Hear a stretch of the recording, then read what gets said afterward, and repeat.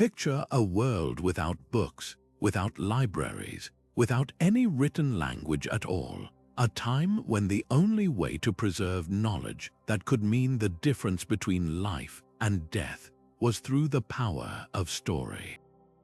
In the flickering light of ancient fires, our ancestors didn't just tell tales to pass the time. They wove critical survival instructions into the very fabric of their myths, creating what may be humanity's oldest and most ingenious system for safeguarding communal wisdom.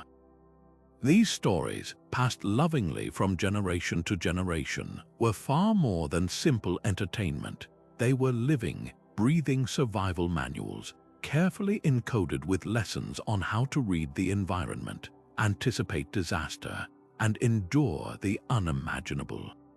Across countless cultures and continents, from the floodplains of Mesopotamia to the volcanic islands of the Pacific, communities developed rich narrative traditions that preserved life-saving knowledge about everything from impending tsunamis to years-long droughts. They turned observations of animal behavior, shifts in weather, and patterns in the stars into compelling dramas featuring gods, heroes, and epic struggle stories so engaging and emotionally resonant that their lessons became unforgettable.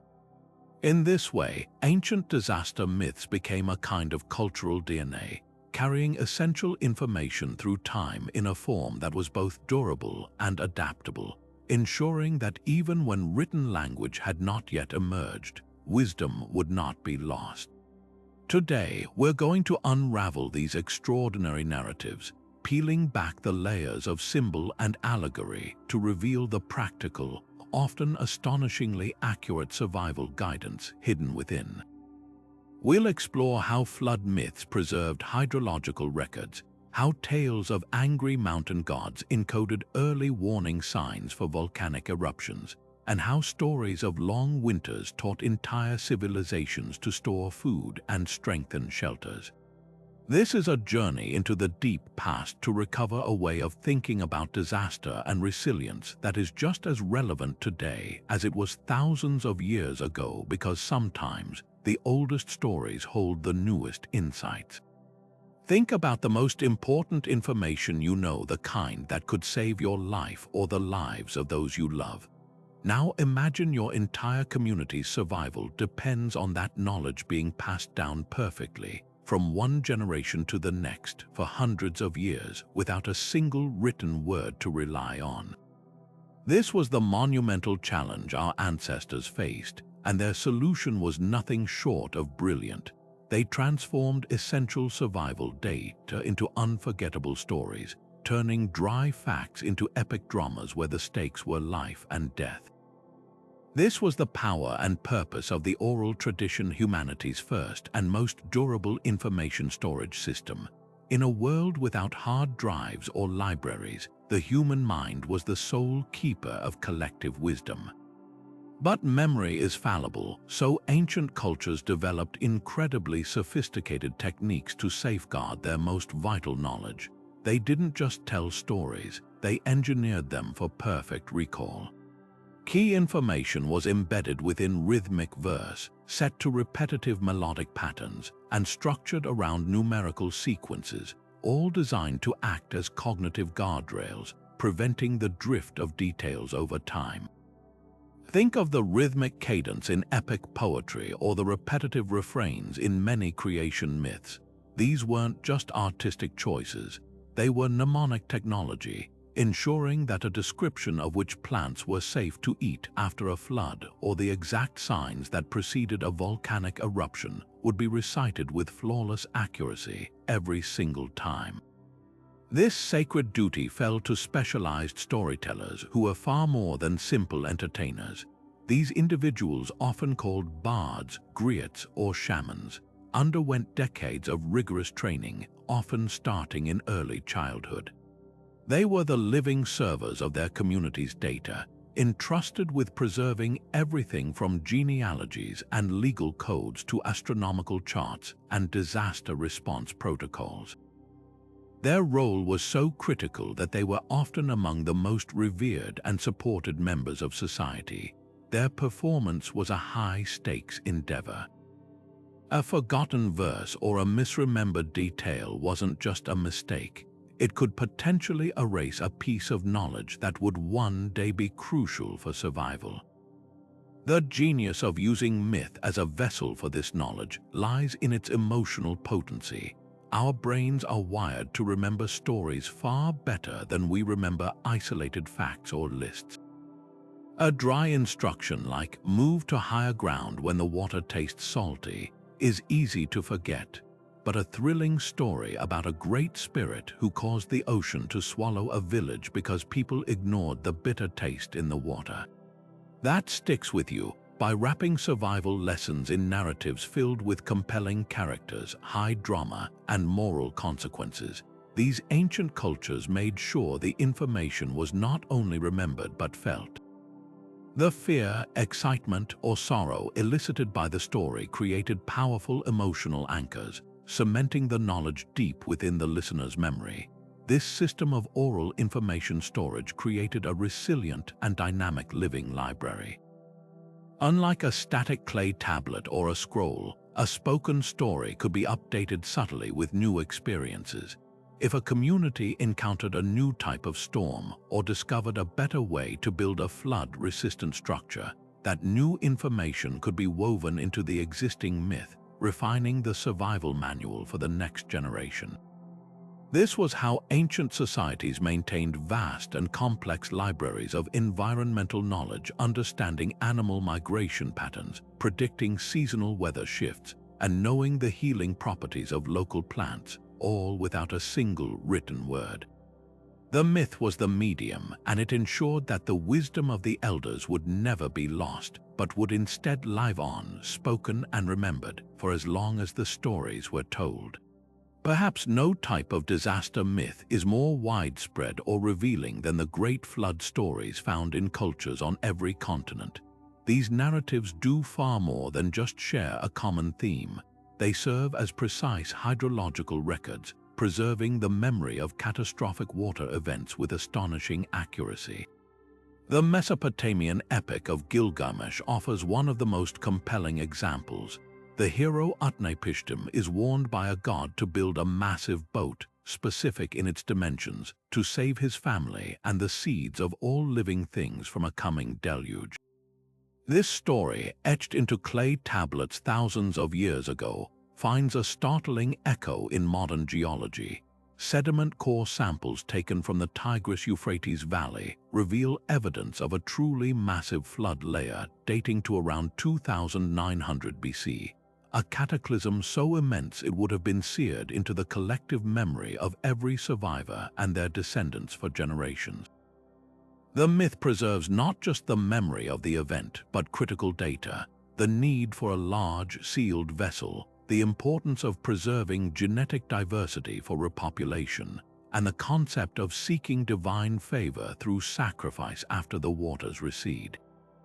On the other side of the world, the indigenous cultures of the Pacific Northwest, like the Cowichan people of Vancouver Island, tell of a time when a great flood covered the land, leaving only the highest mountain peaks exposed. Their stories describe how the people survived by tying their canoes to the top of a giant arbutus tree on the summit of a mountain, waiting for the waters to subside. This is not a vague legend but a likely record of a Pacific mega-tsunami, generated by a massive underwater earthquake along the Cascadia subduction zone. Geological evidence confirms these periodic cataclysmic events, and the myths encode the exact survival strategy. In a flat, coastal landscape with no time to outrun a wall of water, your best chance is to be in a seaworthy vessel, tethered to something incredibly strong and stable on high ground. The specific detail of the arbutus tree is crucial. It's a hardy, deep-rooted evergreen native to the region that could indeed withstand such forces. What makes these stories so powerful as survival tools is their incredible specificity wrapped in unforgettable drama. They don't just say a flood happened. They provide a coded manual, The Greek myth of Deucalion's flood instructs survivors to throw the bones of their mother behind them to repopulate the earth, a bizarre riddle that actually means throw the stones of Mother Earth, a metaphorical lesson on starting over by rebuilding with the materials at hand. Many flood myths from river valley cultures include the critical detail of birds being released to find dry land, a practical method for scouting safe evacuation routes and assessing when floodwaters had receded enough to begin rebuilding. These narratives consistently identify which local mountains or high points served as natural refuges, creating a mental topographical map for entire communities.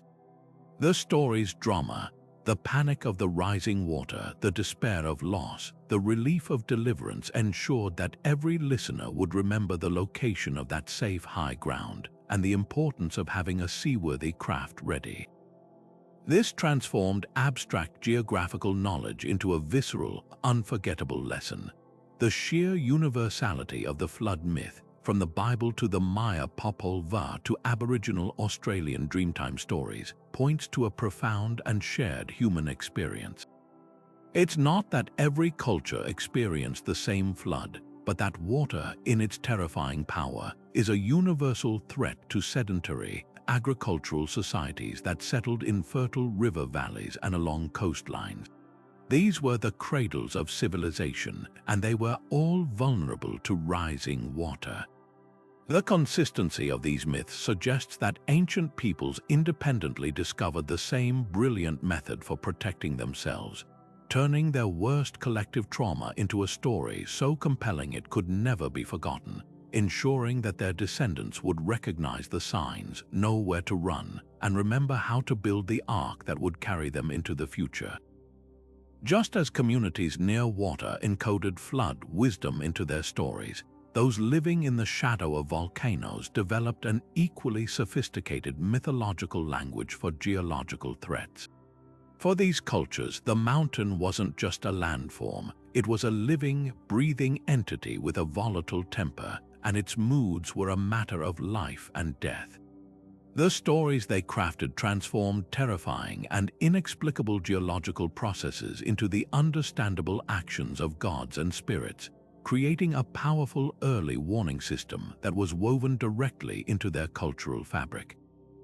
Before the science of volcanology gave us terms like pyroclastic flow or lahar, ancient peoples were already masters at reading the signs, and they preserved this hard-won knowledge in some of the most dramatic and memorable myths ever told. Consider the Hawaiian legends of Pele, the passionate and tempestuous goddess of fire and volcanoes. Her stories are far more than simple folklore. They are a precise and observant record of volcanic behavior across the Hawaiian archipelago. The myths describe Pele's journey from island to island, from Kauai to Oahu to Molokai, and finally to the Big Island of Hawaii as she searched for a permanent home for her fires. This narrative perfectly mirrors the geological reality of the Hawaiian hotspot, a fixed plume of magma under the Pacific tectonic plate. As the plate slowly moves northwestward, new volcanoes form over the hotspot, creating the island chain. The myths state that where Pele finally settled at Kilauea, the earth still breathes with her presence. Her legendary arguments with her sister, the sea goddess Namakakahai, who would quench Pele's fires with waves, poetically capture the very real and violent interaction between molten lava and the ocean, creating explosive steam clouds and new land. By personifying this complex geological process, the stories provided a mental map of volcanic activity, helping people understand which areas were most at risk and why. The practical survival instructions embedded within these myths are breathtakingly specific. The stories teach that when Pele is restless, the ground itself will tremble, a clear warning to note increased seismic activity. They describe her breath as a foul, sulfurous smell, directly correlating to the release of sulfur dioxide gas that often precedes an eruption. Many legends mention animals behaving strangely or fleeing the area, encoding the observable fact that creatures are often more sensitive to pre-eruption tremors and gas leaks than humans. But the myths go beyond just warnings. They offer actionable response plans. Certain Pele stories identify specific ridges or valleys that would be safe from lava flows, effectively mapping out evacuation routes. They emphasize the importance of moving upwind to avoid choking on ash and smoke, and some even include details about using damp cloths over the mouth and nose to filter airborne particles, a primitive but effective form of respiratory protection. This wasn't just storytelling, it was a community-wide disaster drill set to narrative. This pattern of encoding geological knowledge repeats itself across the globe. Long before Mount Vesuvius famously buried the Roman cities of Pompeii and Herculaneum in 79 AD, local tribes had legends about the giant Hercules battling the fire giants buried beneath the mountain, with their struggles causing the earth to shake and smoke. The native Kamchatkan people of Siberia have intricate myths about the god Tomjim, who lives inside volcanoes and causes eruptions when he is angered, with the intensity of the eruption reflecting the scale of his rage.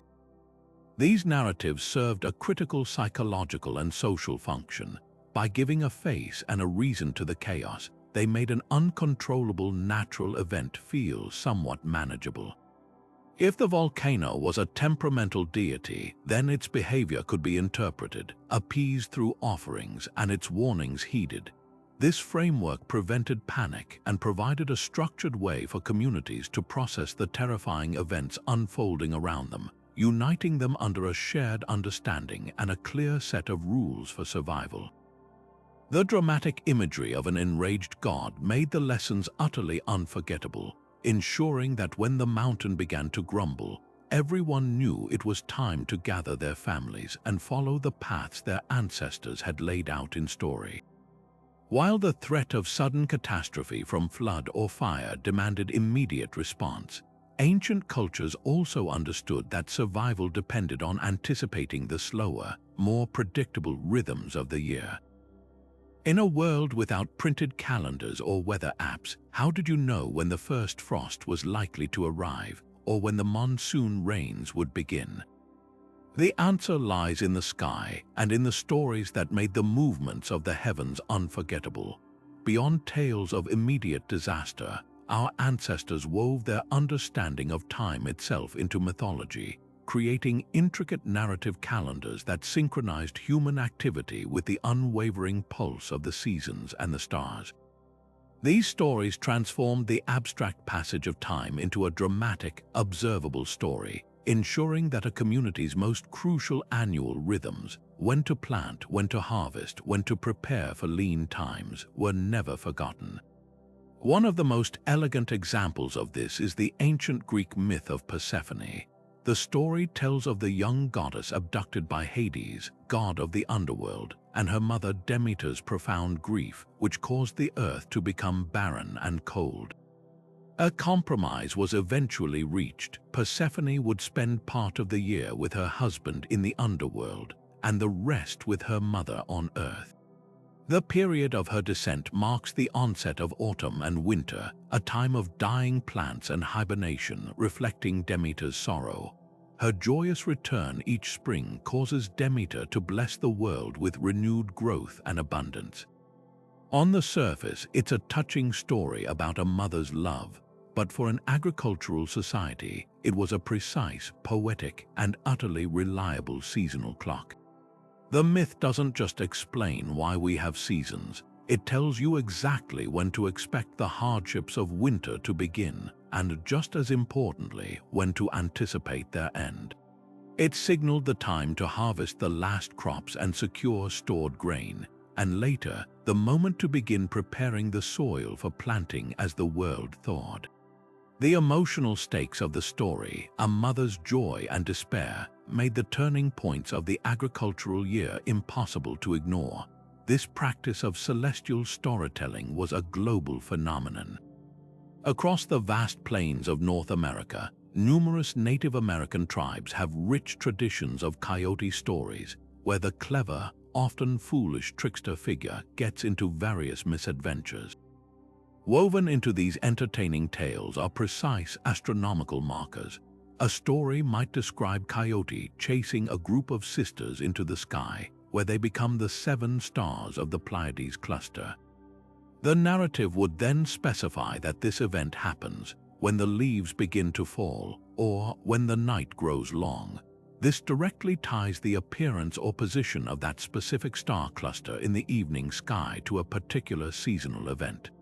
For the Pawnee people, the story of Coyote and the bear involved a cosmic struggle that explained the movement of certain constellations, signaling the time for the annual buffalo hunt. By linking their myths to the fixed, predictable dance of the stars, these cultures created a perpetual calendar that required no technology beyond careful observation of the night sky. The engaging, humorous nature of the Coyote tales ensured that every child would learn to recognize these celestial signs almost without realizing they were being taught a critical survival skill. The true genius of these mythological calendars was their role in disaster preparedness. They didn't just mark happy occasions for planting and harvest, they provided advanced warning for annual periods of extreme danger. In monsoon regions, myths might tell of a great serpent or dragon whose annual awakening brought torrential rains and floods, with the story pinpointing the serpent's arrival to when a specific constellation rose just before the sun. This gave communities a clear, observable deadline to reinforce their homes, build drainage ditches, and move to higher ground.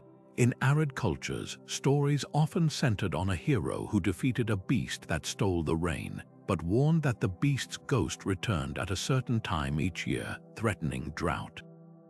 This signaled the time to begin strict water conservation, to rely on stored food, and to perhaps organize a migration to known water sources.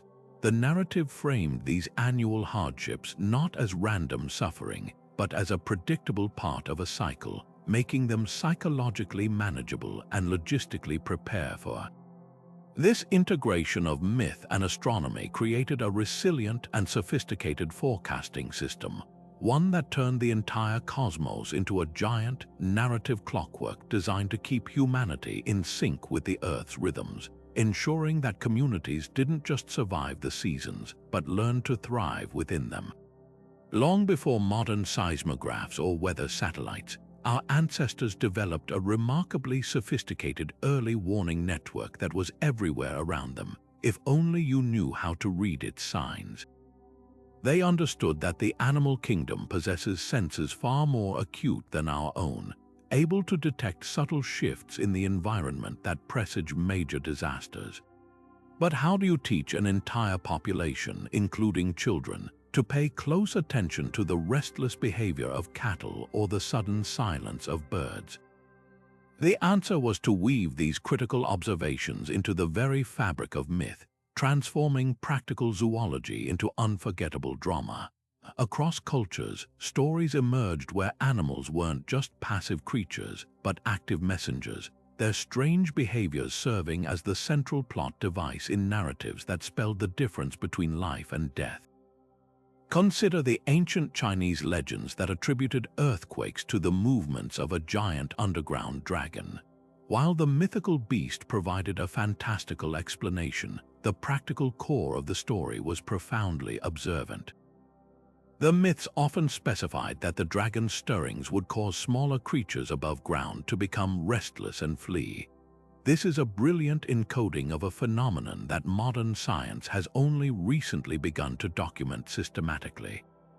Records from around the world, from the massive Hacheng earthquake in 1975 to events in Greece and Japan, are filled with reports of animals acting strangely hours or even days before the ground shakes. Dogs may bark incessantly, rats flee their nests in daylight, and zoo animals retreat to the backs of their enclosures. Scientists theorize they may be sensing subtle changes in the Earth's magnetic field, hearing the subsonic rumble of fracturing rock deep underground, or smelling gases released from the crust under stress. The Chinese dragon myth packaged this complex set of observations into a simple, memorable rule. If you see the animals acting frightened for no apparent reason, it might be time to move to open ground. This wisdom extended far beyond earthquakes. For the Native American tribes of the Great Plains, the behavior of wildlife was a living almanac, and their stories are filled with instructions on how to read it.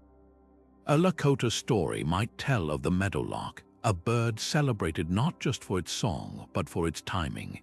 The myth explains that if the meadowlark returns from its migration earlier than usual, it is racing ahead of a harsh and lingering winter, urging the people to gather extra provisions. Another widespread tale involves the beaver, with stories emphasizing how diligently it builds its lodge and how high it stores its food pile. A narrative might describe a time when the people ignored the beaver's exceptionally large winter store, only to face a famine that the prepared animal easily survived. This wasn't just a fable about hard work, it was a lesson in comparative phenology, the study of cyclic natural events. A beaver's instinct to gather more food is triggered by environmental cues that also predict a severe winter, cues that humans might miss. The myth made the beaver's behavior a reliable proxy, a sign to be heeded. The true genius of this mythological system was its pedagogical effectiveness. A dry instruction like, "Note the correlation between increased insect activity and impending rainfall," is easily forgotten. But a thrilling story about a tribe of ants who, forewarned by their god, marched to high ground en masse just before a flash flood wiped out a foolish human village that had ignored them. That lesson sticks for a lifetime, by assigning agency and intention to the animals, making them clever, frightened, or divinely inspired. The myths created emotional hooks that cemented the knowledge deep in the listener's memory. Children hearing these tales would naturally start to watch the world around them with more curious and attentive eyes, looking for the signs they'd heard about in the stories. They'd notice if the birds stopped singing before a storm or if the groundhog seemed particularly frantic. This transformed every member of the community, even the very young, into active participants in a collective environmental monitoring system. This narrative approach to disaster prediction represents a profound form of wisdom, one that respected the interconnectedness of all life and understood that the most advanced technology for survival was already present in the natural world, waiting to be observed and remembered through the power of a well-told story. But the wisdom embedded in these ancient stories wasn't limited to predicting disasters. It also provided the literal blueprint for surviving them. Woven into the very fabric of mythological narratives are sophisticated principles of architecture and engineering, transforming tales of gods and heroes into covert construction manuals. These stories didn't just warn people about impending danger, they gave them the tools to build a world that could withstand it, encoding life-saving structural knowledge in a form that anyone could understand and remember. The instructions were hidden in plain sight, wrapped in metaphor and consequence, ensuring that the right way to build was as memorable as the epic dramas themselves. Take, for instance, the biblical story of the Tower of Babel. On the surface, it's a tale about human hubris and divine punishment, explaining the origin of different languages. But when you examine it through the lens of architectural history, another layer emerges, one written for people living in the seismically active Mesopotamian region. The story describes humanity's attempt to build a tower so high it would reach the heavens, a structure made of baked bricks and tar. Critically, the narrative emphasizes that they built on a plain in Shinar, a vast, flat expanse. For an audience familiar with earthquakes, this detail is a profound warning. Building an immensely tall, rigid structure on soft, alluvial soil, exactly the kind found in river valleys like the Tigris and Euphrates, is a recipe for catastrophe during a tremor. The story's climax, where God confounds their language and scatters them, causing the construction to halt, can be read as a metaphorical representation of the tower's inevitable collapse. The myth doesn't need to explain soil liquefaction or harmonic resonance. It simply presents a dramatic story with a clear moral. Do not build towering, rigid structures on unstable ground. or your project will fail and your community will fall into disarray. It's a powerful, unforgettable lesson in foundational engineering. This same principle of encoding specific, practical building techniques appears with stunning clarity in the Tsunami myths of Japan. For centuries, communities along the Sanraku coast have maintained a tradition of stone tablets, some over 600 years old, engraved with warnings like, "Do not build your homes below this point." These stones are the physical anchors of a much richer oral tradition, myths that tell of the tsunami stones being placed by grieving survivors after a great wave wiped out villages that had built too close to the shore. The stories often describe the Yekashiya, or Night of the Broken Tiles, where the tsunami's force was so great it shattered the ceramic roof tiles of homes, and they elaborate on why some structures survived while others did not. The myths praise buildings with elevated foundations, built on stilts or natural rises, and they speak of flexible houses that could dance with the water, rather than rigidly resist it, a beautiful metaphorical prescription for the kind of flexible, wooden joinery that allows Japanese pagodas to sway and survive earthquakes for over 1,000 years. The narratives made the abstract concept of structural flexibility tangible by comparing it to a reed bending in the wind instead of an oak tree snapping. The genius of this mythological approach to architectural education was its accessibility and emotional impact. You didn't need to be a master carpenter or an engineer to understand the lesson. A story about an entire village that was swept away because they ignored the old warnings and built their homes on the beautiful, flat beach was far more persuasive than a technical lecture on hydrodynamics. The consequences for ignoring these principles were always dire and central to the plot, emphasizing that proper construction was a matter of communal life or death. This method ensured that vital engineering knowledge wasn't locked away with a specialized class of builders, but was instead common knowledge, passed from grandparent to grandchild around the hearth. Every listener internalized the principles of safe siting, strong foundations, and flexible design, not as dry rules, but as the very moral of a story they loved and feared. This was how ancient societies conducted mass public works education, building a culture of resilience from the ground up, one story at a time, ensuring that the wisdom of the past would always inform the foundations of the future. When the land could no longer support them or the waters rose too high, ancient peoples faced the most daunting challenge of all, the need to leave everything familiar behind and journey into the complete unknown. Yet they did not embark blindly. They carried with them an invisible map charted not on parchment but in story. For cultures that needed to migrate in response to environmental crises, mythology became the ultimate survival tool, a sophisticated repository of navigational wisdom that could guide entire populations across trackless oceans and through lethally arid deserts. These stories transformed the terrifying prospect of migration into a structured, knowable journey, with every constellation, landform, and current given a name and a place in an epic saga. The myths didn't just describe the world, they provided a turn-by-turn guide to salvation, ensuring that even in a time of catastrophic displacement, the knowledge of how to find a new home would never be lost. Consider the awe-inspiring feats of the Polynesian voyagers, who populated the most far-flung islands on Earth across millions of square miles of open Pacific Ocean. Their creation myths and oral chants, passed down through generations of master navigators, are among the most complex navigational documents ever conceived. These stories are saturated with celestial guidance. The myth of the hero Moi fishing up the islands from the sea is intertwined with precise star paths. The story might describe how Moi used the handle of his fishhook, which is the tail of the Scorpius constellation, to point the way to a specific island group. Another chant would personify the star line of Cain, which includes the stars Sirius and Pollux, as a divine pathway that leads to safe harbor. but it wasn't just about stars. The myths encoded a holistic understanding of the seascape, or Cape Hu-Wetu.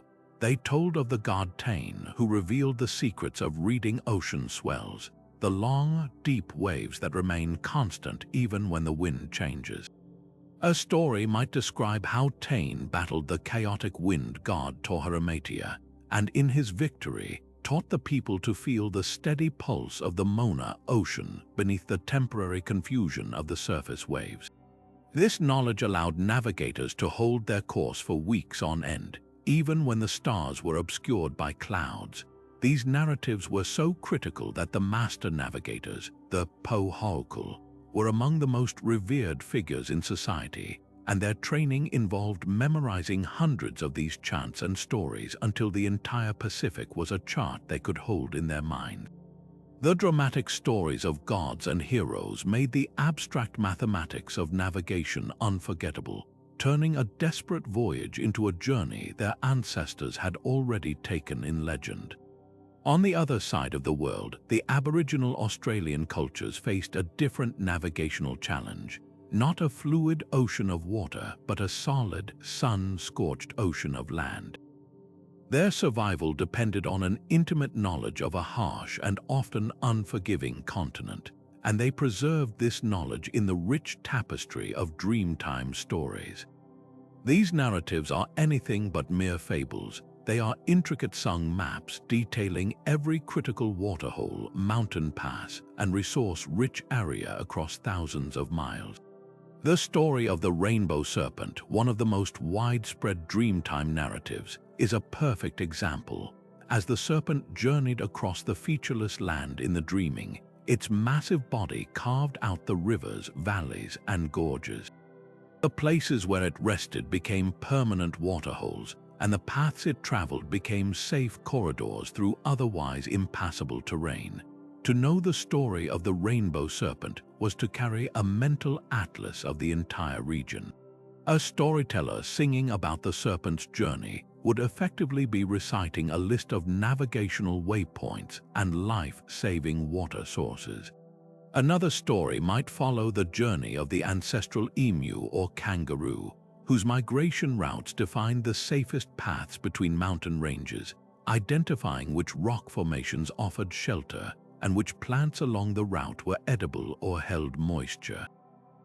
This knowledge was not static, it was a living, breathing guide. If a drought dried up a known waterhole, the stories provided the framework to find the next one, because the mythological journey continued.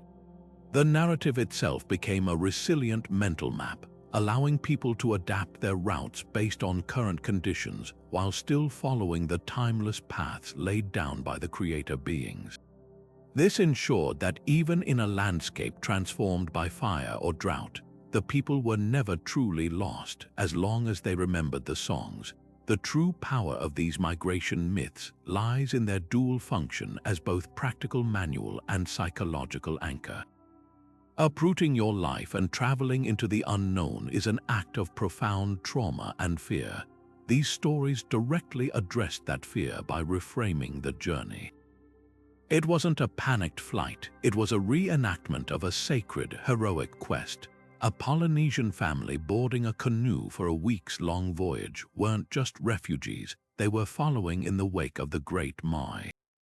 An Aboriginal family moving across the desert weren't just displaced, they were walking the songlines of their ancestors, literally singing the world into existence with every step. This mythological framework provided a sense of purpose, destiny, and cultural continuity that was essential for survival. It transformed a desperate necessity into a meaningful pilgrimage, strengthening communal bonds and reinforcing leadership structures at a time when social cohesion was most vulnerable. The stories provided not just a map to a new physical home, but a compass for the human spirit, guiding people through despair and into hope. They ensured that the most crucial map of all, the one that shows you how to find your way when all other landmarks have vanished, was never drawn on anything so fragile as paper, but was instead etched into the very soul of the culture to be spoken and sung forever. After navigating treacherous seas and harsh deserts using the stars and songs as their guides, survival often came down to a more immediate challenge: ensuring that the food they carried, foraged, or harvested would last. In a world without refrigeration or modern preservatives, a successful migration or a bountiful harvest could still end in tragedy if those vital resources spoiled before they were needed. This is where ancient wisdom once again turned to narrative, embedding the sophisticated science of food preservation not in textbooks, but in the dramatic and cautionary tales shared around the fire.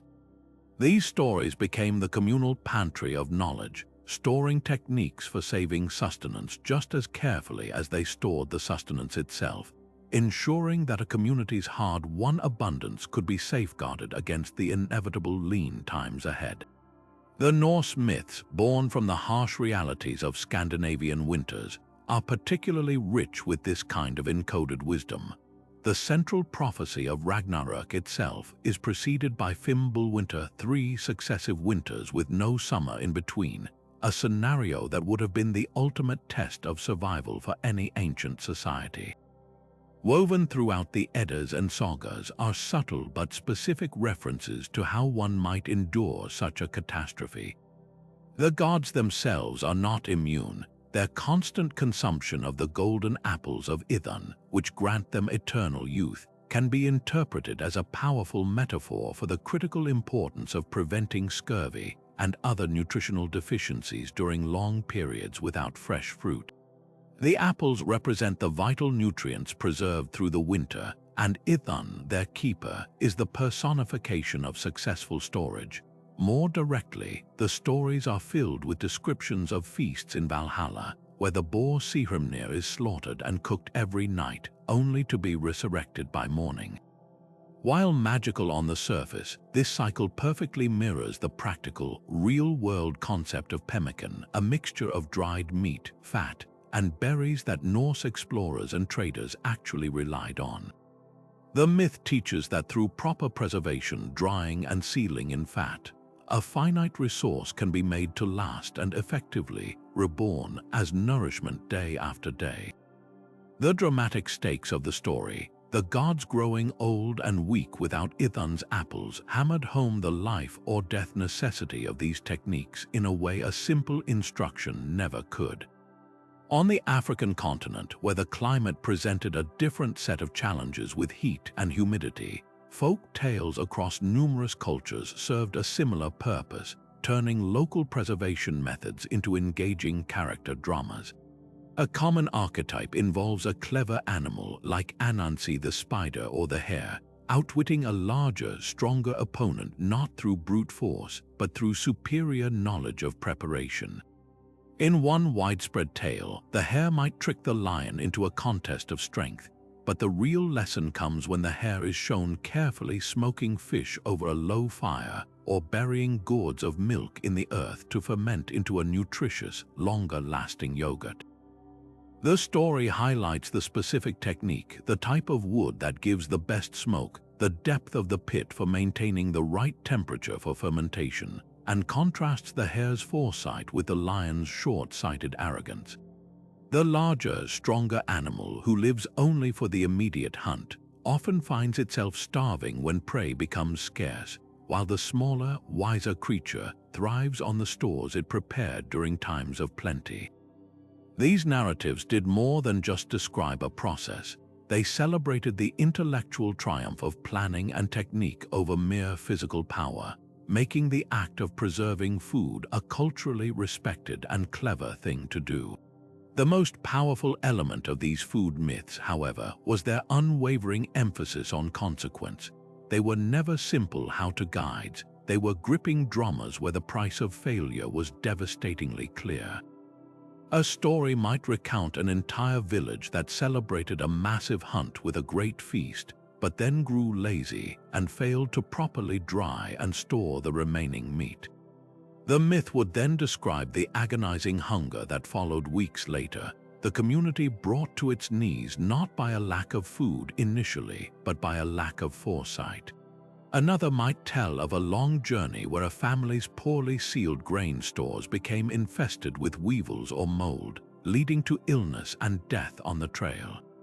By showcasing these catastrophic outcomes, the stories installed a deep-seated cultural imperative around food security. They created a collective memory of famine that could be avoided through diligence, making the tedious work of butchering, drying, smoking, and fermenting not just a chore, but a sacred responsibility to one's family and community. This mythological framework for food security transformed practical domestic skills into a cornerstone of civilization itself, ensuring that the knowledge of how to keep starvation at bay was passed down with the same gravity and care as the knowledge of how to fight or how to build. It was a system that taught generations to look at a summer's bounty and see not just a meal for today, but the potential for life itself, weeks or even months into an uncertain future. In the chaotic aftermath of any great disaster, when the immediate danger has passed, a second, often deadlier threat begins to spread silently among the survivors: disease. Ancient peoples may not have understood germ theory, but through careful observation over generations, they identified which practices saved lives and which led to further suffering. They then performed a remarkable act of cultural preservation, weaving this hard-won medical knowledge into the very stories they told about the disasters themselves. Within these dramatic narratives of plagues sent by angry gods or healing bestowed by benevolent spirits lay precise, actionable public health protocols. These myths became a way to ensure that even in the most desperate times, the community would remember how to care for the sick, purify their environment, and stem the tide of infection. The Greek myths are particularly rich with this kind of encoded medical wisdom. The great plague that strikes the Greeks in the opening of Homer's Iliad is not just a plot device, it's a detailed case study in epidemic response. The story describes how the god Apollo rains arrows of pestilence upon the army, causing widespread death. The critical lesson comes from the response. The wise seer Calchas identifies the cause of the god's anger, but the practical solution implemented by the heroes is one of the oldest public health measures known to humanity: isolation. The myth describes how the Greeks ceased their mass gatherings, effectively practicing a form of social distancing to slow the spread of the invisible contagion. In other tales, like that of the hero Telephus, a wound that refuses to heal is cured by rust from the very spear that caused it. While magical on the surface, this story encodes the practical observation that minute traces of metal from a weapon could have antibacterial properties, preventing a lethal infection. Furthermore, the extensive use of specific herbs in Greek mythology is never arbitrary. The goddess Hecate is associated with poisonous plants like aconite, but also with protective herbs, creating a narrative framework that distinguished between safe and dangerous flora. The myth of Circe, who used herbs to transform men into swine, is a potent warning about the very real and deadly effects of misidentifying plants, ensuring that knowledge of toxicology was passed down with grave seriousness. This practice of embedding practical medicine in story was a global phenomenon, especially in narratives about waterborne illnesses that follow floods. Among many indigenous cultures of the Americas, great flood myths often include a crucial epilogue that is just as important as the survival story itself. After the waters recede and the survivors emerge, they frequently face new sickness from contaminated water sources and decaying matter. The myths directly address this. A Cherokee flood story might describe the survivors becoming ill from drinking stagnant water, only for a sacred animal or spirit to lead them to a specific plant, like broadleaf sage or wild ginger, showing them how to crush its roots to make a purifying tea. This isn't just a symbolic gesture. Modern phytochemistry has shown that many traditional plants used by indigenous peoples do indeed possess antimicrobial and antiparasitic properties that can make water safer to drink. A story from the Pacific Northwest might tell of the trickster raven not just stealing fresh water, but also teaching the people to always boil it with hot stones from the fire after a flood, a practice that would have drastically reduced deaths from cholera and dysentery. By including these specific botanical and practical details within the epic framework of a creation-level event like a flood, the knowledge was elevated to the highest possible importance. It wasn't just a handy tip, it was a divine instruction for survival, making it unforgettable. The true power of this mythological framework was its ability to maintain complex public health protocols across centuries without a written word or a formal understanding of disease causation. The stories provided a ready-made script for entire communities to follow during a crisis. A myth about a plague demon who could only travel short distances and hated the smell of certain smoldering herbs effectively prescribed a combination of quarantine and fumigation. The dramatic description of the demon's weakness made the protocol memorable and the consequences of ignoring it terrifyingly clear. This narrative approach also solved the problem of compliance. It's one thing to tell people to isolate the sick. It's another to have a deeply ingrained story about a beautiful woman who disobeyed the healer's instructions to stay apart, causing the sickness to leap from her body and claim her entire family. The story leverages emotion, fear, and social pressure to ensure the rule is followed. This was how ancient societies managed to conduct what we would now call evidence-based medicine. They observed that certain actions led to better outcomes, and they packaged those actions in a cultural container so robust and compelling that it could survive generations intact, ensuring that the most crucial knowledge of all, how to heal and protect one another, would always be remembered when the world fell apart. Beyond the immediate threats of hunger, injury, and exposure, ancient peoples understood that a disaster could shatter something just as vital, the human spirit. The trauma of losing loved ones, homes, and everything familiar could paralyze a community, making recovery impossible even if the practical means were available. This is where disaster myths performed one of their most profound and subtle functions. They served as a form of preemptive psychological first aid, a narrative framework that prepared individuals and communities for the emotional devastation of catastrophe and provided a clear, hopeful path through the darkness. These stories didn't just teach people what to do, they taught them how to feel, how to grieve, and most importantly, how to hope again, ensuring that psychological resilience was woven into the very fabric of their cultural identity. The most powerful psychological tool in this mythological toolkit was the universal theme of destruction and rebirth. The story of the phoenix, the magnificent bird that immolates itself in a pyre of flames only to rise again, renewed and youthful from the ashes, is perhaps the purest expression of this concept. For a community that had just seen its world consumed by fire from a volcano or a wildfire, this wasn't just a pretty metaphor, it was a direct, visceral blueprint for recovery. The myth reframed total loss not as a final ending, but as a painful but necessary precursor to a new beginning. It gave people permission to acknowledge the utter devastation while simultaneously planting the seed of hope that from this ruin something new could be built. This narrative provided a critical sense of pacing for grief. It acknowledged the necessary period of mourning, the time as ashes, but also promised that this period was temporary and would inevitably give way to a phase of renewal. This framework prevented communities from becoming stuck in their trauma, offering a story so compelling it could guide them emotionally from despair back to action. On a more personal level, myths provided robust mental models for endurance through the tales of heroes who faced impossible suffering. The Greek hero Odysseus didn't just face physical monsters like Cyclops.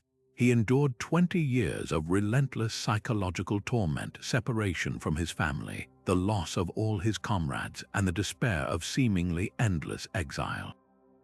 His story is a masterclass in perseverance, not through supernatural strength, but through cunning, patience, and an unwavering focus on the ultimate goal of returning home. For someone struggling through the long, grinding hardship of a drought or the slow rebuild after an earthquake, the Odyssey provided a template.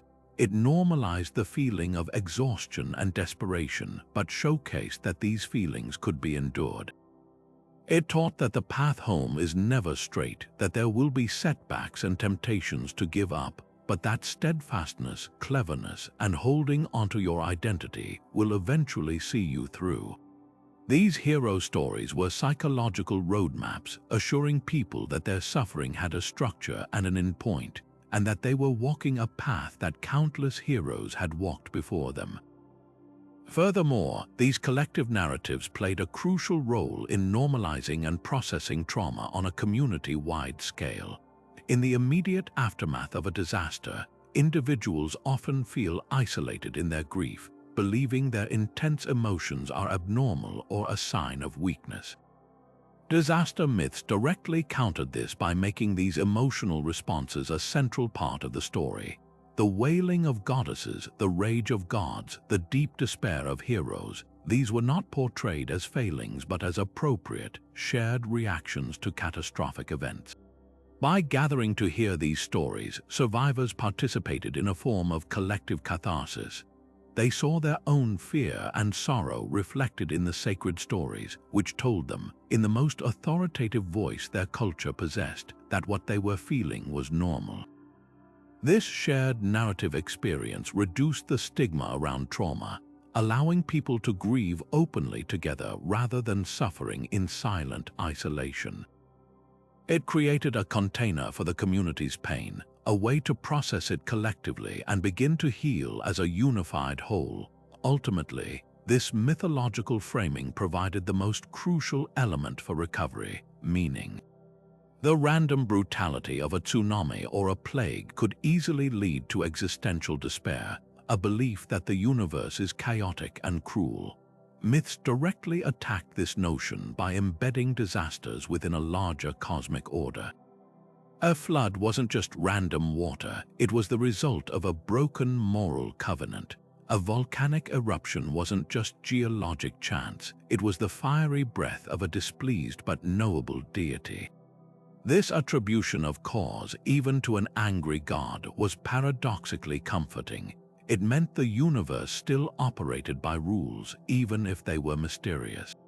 It meant the suffering had a reason, however difficult to understand. This search for meaning is a fundamental human need, and by satisfying it, the myths prevented the collapse of morale. They gave people a framework to make sense of the senseless, allowing them to channel their energy into atonement, rebuilding, and learning the lessons the disaster was meant to teach, rather than succumbing to helplessness. This psychological preparation, this forging of resilience through story, was arguably as vital as any practical survival skill. It ensured that when the world ended, the people would not just possess the knowledge to rebuild their houses, but the heart to rebuild their world. Of all the elements harnessed by our ancestors, fire was perhaps the most potent double-edged sword. It provided life-giving warmth, a means to cook food and purify water, and protection from predators. But let loose without control, it could become an unstoppable force of annihilation, consuming forests, homes, and entire communities in a matter of hours. This delicate balance between fire as a vital tool and fire as a catastrophic threat was not managed through written safety manuals. Instead, ancient cultures encoded this essential wisdom into their most dramatic stories, creating a body of mythological fire safety knowledge that taught generation after generation how to live with this powerful ally without being destroyed by it. Consider the widespread Native American stories featuring the trickster figure, often coyote or raven, who steals fire from the gods or a selfish guardian to bring it to the people. While these are celebrated as Promethean tales of gift-giving, a closer look reveals they are also detailed instruction manuals for fire management. In many versions, the trickster doesn't just grab a burning branch and run. The story describes how the fire is carried often in a special container like a hollowed-out reed or a clay pot, a crucial detail that emphasizes the need to contain and transport fire safely, not carelessly waving a torch that could spark a grass fire. As the trickster is pursued, the narrative often specifies that he drops embers along the way, intentionally or accidentally, which then ignites specific types of trees. This part of the myth is a sophisticated lesson in fire ecology. It identifies which trees are more resinous and flammable, like pine or fir, effectively mapping out which areas of the forest would be most dangerous during a dry season and which might serve as natural fire breaks. The dramatic chase itself, with the fire spreading, encodes the concept of firebreak creation. The path the trickster takes, often a riverbed or a rocky ridge, illustrates the kind of landscape feature that can stop a fire's progress, teaching listeners to recognize and utilize these natural barriers or to create their own cleared strips around settlements. The Greek myth of Prometheus offers a more philosophical yet equally practical exploration of fire's dual nature. Prometheus's act of stealing fire from Olympus and giving it to humanity is presented as the catalyst for civilization itself, enabling art, science, and technology. But the myth doesn't end there. It dwells equally on the terrible punishment Zeus inflicts upon Prometheus for his transgression, having his liver torn out by an eagle every day for eternity. This brutal consequence is not just about divine retribution. It's a powerful narrative device underscoring the profound responsibility that comes with controlling fire. The message is clear: this gift is not a toy. Its misuse or arrogant application carries immense eternal suffering. The myth forces the listener to hold both truths in mind simultaneously. Fire is the foundation of all human progress, and it is also a force that demands respect, caution, and strict protocols.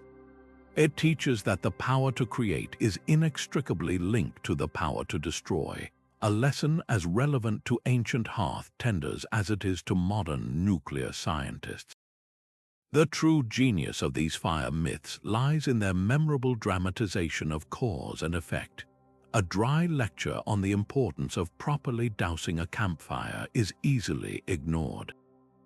But a terrifying story about a trickster spirit who carelessly dropped a single ember, sparking a wildfire that chased him for days and destroyed the homes of innocent animals, creates a powerful emotional memory. These stories consistently showed the chain of events, a small, seemingly insignificant act of negligence leading to uncontrollable catastrophe. They personified fire as a living entity, sometimes a gift, sometimes a trickster, sometimes a vengeful spirit that could be bargained with, respected, or enraged. This framework made the abstract concept of combustion tangible and its management a matter of cultural and spiritual importance. Children listening to these tales would internalize not just a rule, but a story. They wouldn't just know to put a fire out, they would remember the fate of the character who didn't, and they would understand the why behind the action. This narrative approach to fire safety education created a deeply ingrained culture of caution and respect, ensuring that the very technology that allowed humanity to flourish would not become the instrument of its downfall. Just as fire required careful mythological management, the even more fundamental element of water demanded an equally sophisticated narrative approach. For the great river valley civilizations that gave rise to agriculture and urban life, water was the source of everything: fertility, transportation, and community. But it was also a terrifyingly unpredictable force that could either abandon them to wither in drought or overwhelm them with catastrophic floods. To navigate this delicate balance, ancient cultures developed a remarkable body of water management myths, stories that transformed complex hydrological engineering into divine dramas, ensuring that every member of the community, from the smallest child to the most experienced elder, understood the principles of sustaining this precious resource. These narratives were not mere explanations of natural phenomena. They were the living, breathing operational manuals for entire hydraulic civilizations, preserving engineering knowledge through generations with a clarity and durability that rivaled any written text. In the arid landscapes of Mesopotamia, often called the cradle of civilization, the management of water from the Tigris and Euphrates rivers was quite literally a matter of life and death. The region's mythology reflects this profound dependency, with water gods playing central, complex roles that directly mirrored the technical challenges of irrigation. The god Enki, or E, was not simply a distant deity of fresh water. He was the divine engineer, the keeper of the divine decrees that governed all aspects of civilization, including agriculture and water law. Myths describe Enki ordering the Tigris and Euphrates to fill with water, directing their courses, and even filling the marshlands with fish. This narrative personification encoded a crucial technical understanding that water flow could and should be directed by human intention and effort. The stories often depicted Enki battling or outwitting other gods who sought to hoard or misuse water, a dramatic representation of the very real social and political conflicts over water rights and irrigation access that would have been constant features of Mesopotamian life. By framing these conflicts in the celestial realm, the myths provided a sacred justification for established water distribution systems and sanctions against those who would disrupt them, making the rules of the canal network a matter of divine order, not just human convenience. This practical encoding extends to the rich tapestry of Hindu mythology surrounding the Ganges River. The beloved story of the goddess Ganga's descent from heaven is a masterpiece of hydrological allegory. The narrative explains that the river originally flowed only in the celestial realms, but was brought down to earth to purify the ashes of King Bhajaratha's ancestors and save the earth from a devastating drought. The critical detail in the story is that the god Shiva intervenes, allowing the tremendous force of the falling river to cascade through his matted hair, breaking its fall and channeling it into manageable streams that then flow across the plains of India. On a spiritual level, this illustrates Shiva's compassion. On a practical, hydrological level, this is a precise metaphor for the watershed management and flood control techniques essential for living alongside a mighty river. The Himalayan foothills and the dense forests act exactly like Shiva's hair, absorbing the intense monsoon rains and glacial meltwater, releasing it slowly and gradually into the river system rather than allowing it to crash down all at once in a catastrophic deluge. The myth teaches in a single unforgettable image the vital importance of preserving these upper watersheds and forest catchments. To defile them would be akin to shearing Shiva's head, inviting a destructive, uncontrolled torrent that would wash everything away. The story encodes the principle of gradual release and the dire consequences of ignoring the natural systems that regulate a river's flow. The true power of this mythological framework was its ability to make abstract and complex engineering concepts accessible to an entire population, most of whom would never see a formal plan or a technical diagram. A farmer in a field didn't need to understand fluid dynamics to know how to maintain his irrigation ditch. He simply knew that Enki decreed water should flow justly to all fields. A villager living on the riverbank didn't need a lecture on watershed management. She understood that the forests on the distant mountains were as sacred as Shiva's hair, for they held back the devastating force of the rains. The myths translated mathematical and geological relationships into human and divine relationships, with all their attendant emotions, conflicts, and consequences. This created a shared cultural understanding that was incredibly resilient. Even if a society experienced a collapse, a war, or a period of famine that disrupted its technical class, the essential principles of water management survived intact in the stories told by grandmothers and recited at festivals. The rules for maintaining canals, the seasonal schedules for planting and harvest based on river levels, and the collective responsibility for maintaining irrigation infrastructure were all baked into the mythology, ensuring that the knowledge necessary to rebuild a hydraulic society was never truly lost, waiting instead in the stories for the next generation to listen, learn, and understand. While the steady turning of the seasons could be anticipated through celestial stories, the day-to-day fury of the sky presented a more immediate and unpredictable danger. Ancient cultures, deeply attuned to the subtle shifts in the world around them, became masterful observers of the atmospheric precursors to severe weather. They understood that the wind carried whispers of change, the clouds formed ominous portents, and even the behavior of the smallest creatures could signal an approaching tempest. To ensure that every member of the community, from the youngest child to the oldest elder, could read these signs, they once again turned to the power of myth, weaving complex meteorological observation into unforgettable narratives about the battles and moods of the gods. This transformed the very air they breathed into a living textbook, with every gust and cloud formation telling a chapter in a story of imminent change. The Norse myths surrounding Thor, the mighty god of thunder, offer a spectacular example of this practice. His legendary battles with the frost giants were far more than exciting tales of divine conflict. They were a richly detailed barometric forecast encoded in epic poetry.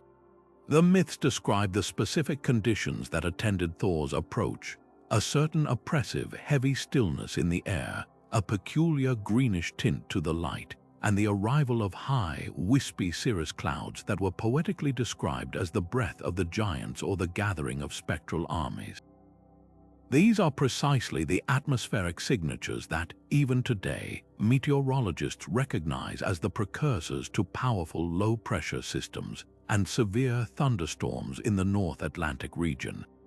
The dramatic climax of the story, the crashing of Thor's hammer, Mjolnir, which produced the thunder and lightning, provided a powerful narrative anchor for the entire sequence of events. A listener would learn to associate that initial feeling of atmospheric pressure dropping and the sight of those specific clouds with the inevitable, explosive storm to follow. The story didn't just describe the storm, it detailed the entire process from the first subtle sign to the final, booming conclusion, providing a crucial window of time to secure livestock, batten down shelters, and seek safe cover. On the vast continent of Africa, where weather patterns could shift with dramatic speed, a different mythological approach flourished, one that focused on the intricate language of the animal world. Countless folk tales across diverse cultures feature creatures as the primary forecasters, their behavior serving as an unerring guide to what the skies would soon unleash. A story from the Kalahari might tell of the sacred praying mantis, who was observed to lay her eggs in unusually high and protected locations before the arrival of torrential seasonal rains, a practical lesson in choosing a safe site for one's own home. In West African traditions, tales often centered on the cleverness of the spider, Anansi, who would reinforce his web with extra strands or seek shelter in specific ways when he sensed the humidity rise and the wind shift, signaling an approaching squall. These narratives personified the incredibly acute senses of animals, which can detect infinitesimal changes in air pressure, humidity, and static electricity that are completely imperceptible to humans. The myth explained the why behind the behavior. The spider was preparing for a struggle, the mantis was protecting her future children, making the observation itself a compelling part of a daily drama. This ensured that everyone learned to watch the animal kingdom not as a separate world, but as the most reliable weather vane imaginable. The ultimate purpose of these weather myths was to create a community-wide, intuitive early warning system that required no technology beyond careful observation and a good memory for stories. The narrative framework made the knowledge incredibly sticky. A farmer didn't need to recall a dry list of atmospheric data points. He simply needed to remember the thrilling tale of Thor's chariot racing across the sky and the specific signs that heralded its approach. A child herding goats would learn to note the restless activity of ants or the sudden silence of birds, not because of a lecture, but because of a grandmother's story about the time the animals knew a great wind was coming long before the people did. This mythological method of weather prediction was profoundly effective because it was holistic, engaging multiple senses and embedding the knowledge within the emotional fabric of the culture. It taught people to read the environment as a complex, interconnected whole, where a change in the behavior of insects, the shape of the clouds, and the feel of the wind were all part of a single, unfolding story written by the gods themselves, a story that, if you knew how to read it, could give you the gift of time and the power to prepare for the fury about to be unleashed. For cultures living on the restless, shifting edges of tectonic plates, the ground itself could never be fully trusted. The sudden, violent lurch of an earthquake was one of the most terrifying and inexplicable events in the ancient world, arriving without warning to shatter homes and lives in moments. In response, the people of these seismically active regions developed a profound and practical relationship with the Earth's volatility, and they encoded every hard-won lesson into powerful myths that served as both explanation and emergency manual. These stories transformed the abstract terror of geological forces into a structured narrative, providing not just comfort, but a clear, actionable set of rules for how to behave when the world began to shake, ensuring that the collective wisdom of survivors was never lost. The Japanese legend of Namezu offers one of the most vivid examples of this practice. This mythical giant catfish lies buried deep in the mud beneath the islands of Japan, restrained from moving by the god Kashima, who holds him down with a mighty stone. When Kashima's vigilance falters, even for a moment, Namezu thrashes about, causing the earth above to shudder and split. On the surface, this is a charming folk explanation for a frightening phenomenon. But look closer, and the myth reveals itself to be a sophisticated risk communication tool. The story of Kashima's occasional distraction directly correlates to the unpredictable and seemingly random timing of real seismic events.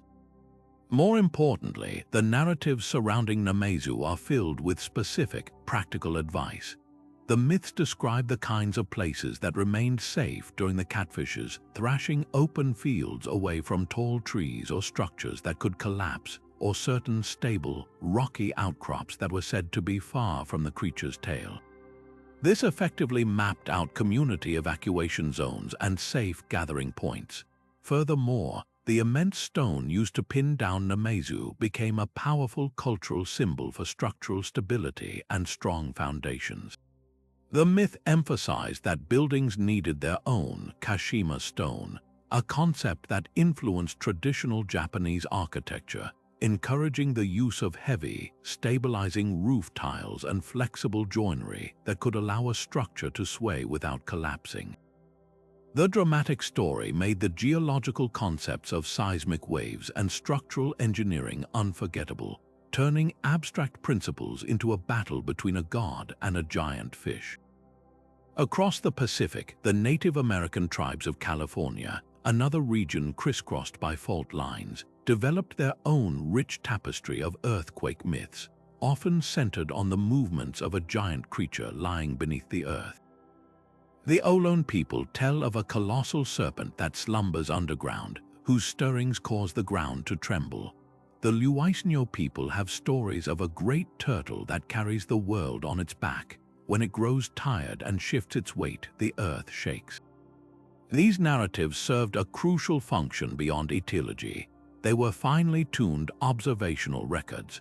The stories often include detailed descriptions of the specific sensations that preceded a major tremor, a series of small, subtle shudders that felt different from the normal settling of the earth, or a particular low rumbling sound that seemed to come from deep within the ground. By attributing these precursor signals to the stirrings of a great beast, the myths taught people to recognize the early warning signs of a larger event. This wasn't mere superstition. Modern seismology confirms that many major earthquakes are indeed preceded by smaller foreshocks and detectable seismic activity. The myths encoded this observable pattern into a dramatic narrative, ensuring that everyone in the community, from the youngest child to the oldest elder, knew that a series of small tremors was not a conclusion, but a potential overture to something much larger, and that it was time to move to a predetermined safe area. The true power of this mythological framework was its ability to democratize survival knowledge and create instinctive, community-wide response protocols. In the terrifying, disorienting seconds when the Earth begins to move, rational thought is often overwhelmed by panic. The myths provided a pre-programmed script. A person who had grown up with the story of Namazu didn't need to logically assess the situation. Their immediate impulse would be to flee to the open space they had heard about in the tale, the place the catfish's tail couldn't reach. A child who had been told the story of the world turtle would know to listen for the deep rumbling that meant the turtle was awakening. These stories created a shared cultural understanding that translated into immediate, cohesive action during a crisis. Everyone knew the same rules because everyone knew the same stories, which meant that in the chaos of an earthquake, a community could respond as a unified organism, with individuals instinctively heading for the same safe zones and following the same procedures. This narrative approach to disaster preparedness transformed complex geological concepts and survival strategies into a common cultural currency, ensuring that the life-saving knowledge gained from one generation's tragedy became the next generation's innate reflex, embedded not in a manual, but in the very myths they told their children at night. For communities living at the ocean's edge, the sea was both a provider and a predator, a source of life that could, without warning, rise up in an unimaginable wall of destruction. Without the benefit of modern science or global communication networks, these coastal cultures faced the ultimate terror, the tsunami, yet they were not helpless. Through generations of careful observation and tragic experience, they learned to read the ocean's subtle cues, and they encoded this life or death knowledge into powerful, unforgettable myths that functioned as the world's first early warning systems. These stories transformed the coastline itself into a living manual, where every shift in the water and every animal's cry could be a page in a story about survival. The now famous Indonesian legend of Smong from the island of Simulu is a stunningly precise example of this mythological encoding. The story recounts a great earthquake followed by the sea suddenly receding, leaving fish flapping on the exposed seabed. The narrative describes how those who recognized this bizarre event as a sign of Smong, the local word for the tsunami, immediately fled to the hills, while those who stayed to collect the stranded fish were lost to the devastating wave that followed. In 2004, when a massive earthquake struck off the coast of Sumatra, generating a tsunami that killed over 230,000 people across the Indian Ocean, the people of Simulu knew exactly what to do. They saw the sea pull back, remembered the story of Smong, and immediately ran for high ground. The result, on an island just 30 miles from the epicenter, only 7 people lost their lives out of a population of nearly 80,000. The myth had done its job perfectly. It provided a clear causal chain, first the shaking earth, then the retreating water, then the imperative to run. It turned a confusing and seemingly fortunate event, the ocean pulling back to reveal fish, into the ultimate harbinger of doom, ensuring that no one would ever be tempted by the bounty and would instead understand the urgent need to flee.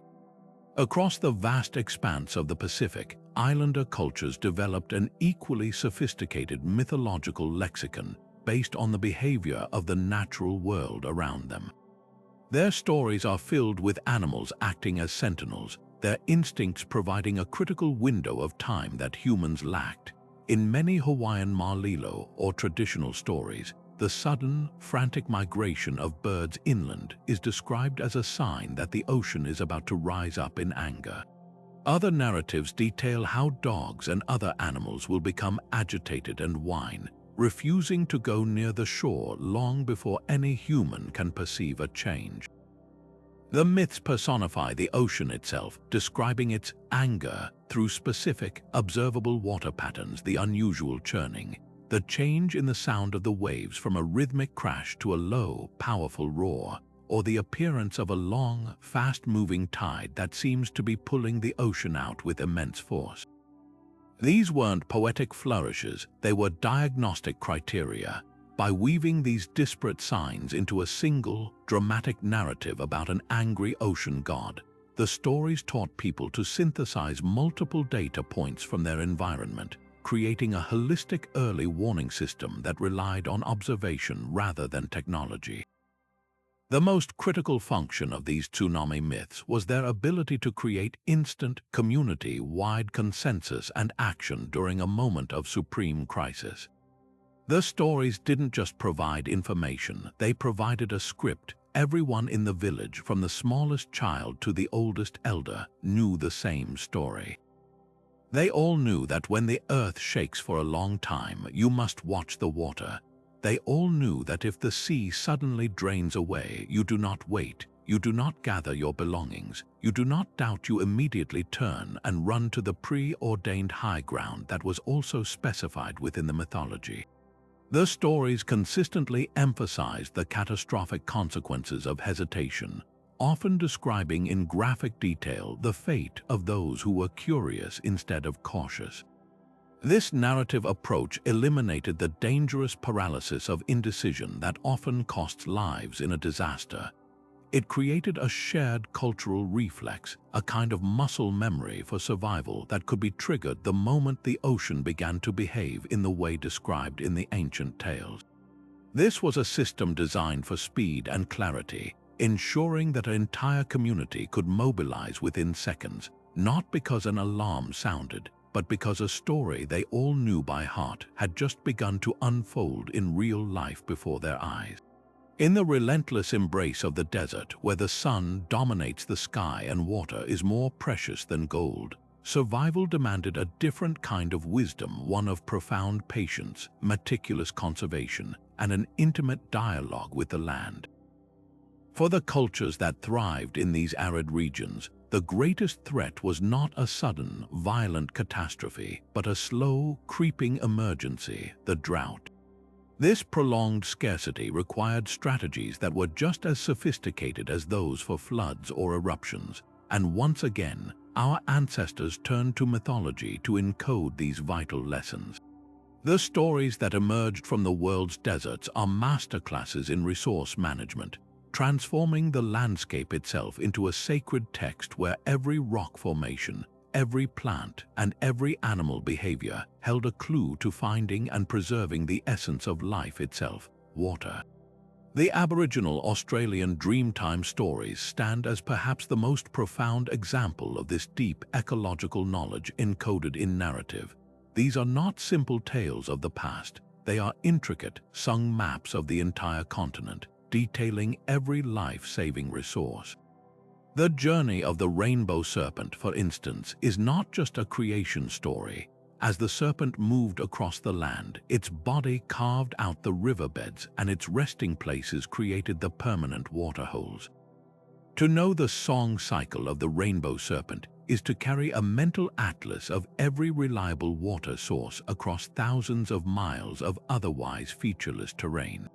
But the wisdom goes even deeper. Specific stories are dedicated to the manguri, or soakages, places where water can be found just below the surface of dry riverbeds or in specific types of sand.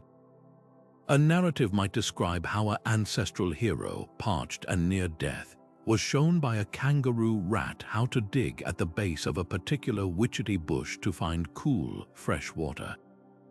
This isn't whimsy, it's precise botanical and hydrological instruction. The witchetty bush has deep roots that help indicate subsurface water, and the kangaroo rat is a creature that survives entirely without drinking free water, deriving all its moisture from seeds and plants. The story packages this complex ecological observation into a memorable drama, ensuring that everyone learns which plants are indicators of water and which animals' behaviors to emulate in a crisis. Furthermore, stories highlight drought-resistant plants like the bush tomato or certain acacias, not just as food sources, but as vital reservoirs of moisture that can be squeezed or sucked to stave off dehydration, turning the entire desert into a living, breathing larder and pharmacy. Similarly, the flood myths of the Middle East, born in the Fertile Crescent between the Tigris and Euphrates rivers, hold a surprising and often overlooked layer of drought wisdom. While their most dramatic element is the deluge, their deeper purpose was to teach communities how to manage water during the far more common and devastating periods of scarcity that followed the seasonal floods. The biblical story of Noah, for example, culminates not with the flood, but with the long, arduous process of the waters receding and the land slowly drying out. The narrative emphasizes the importance of the olive leaf brought back by the dove, a symbol of hope, yes, but also a critical piece of information. The olive tree is incredibly drought-resistant, capable of thriving in poor, dry soil. Its early return signals the land's recovery and identifies a species that can be relied upon for food and oil when other crops fail. Furthermore, these Mesopotamian myths are filled with references to the construction of underground water storage systems.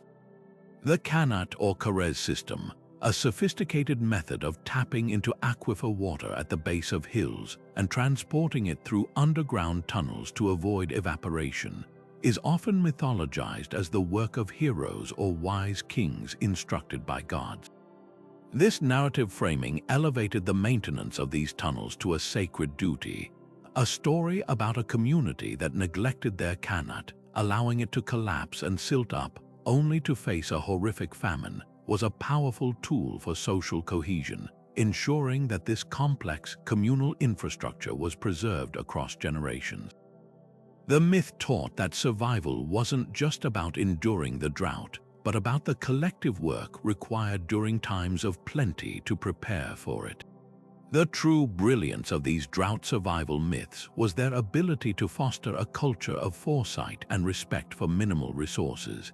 They didn't just provide a map to water, they prescribed an entire philosophy of conservation. A story from the Navajo tradition might tell of the hero twins who had to journey to learn the secrets of water from the water monster, and who returned with strict protocols for its use, never taking more than needed, always giving thanks and ensuring no drop was wasted. This embedded the concept of sustainable use into the very spiritual identity of the people.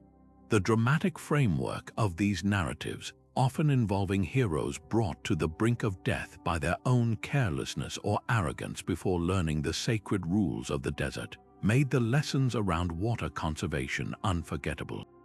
It transformed practical advice like covering water jars to prevent evaporation or using gravel gardens to collect nighttime dew, from mundane chores into sacred rituals performed in homage to the stories of the ancestors. This approach allowed desert civilizations to do more than just survive.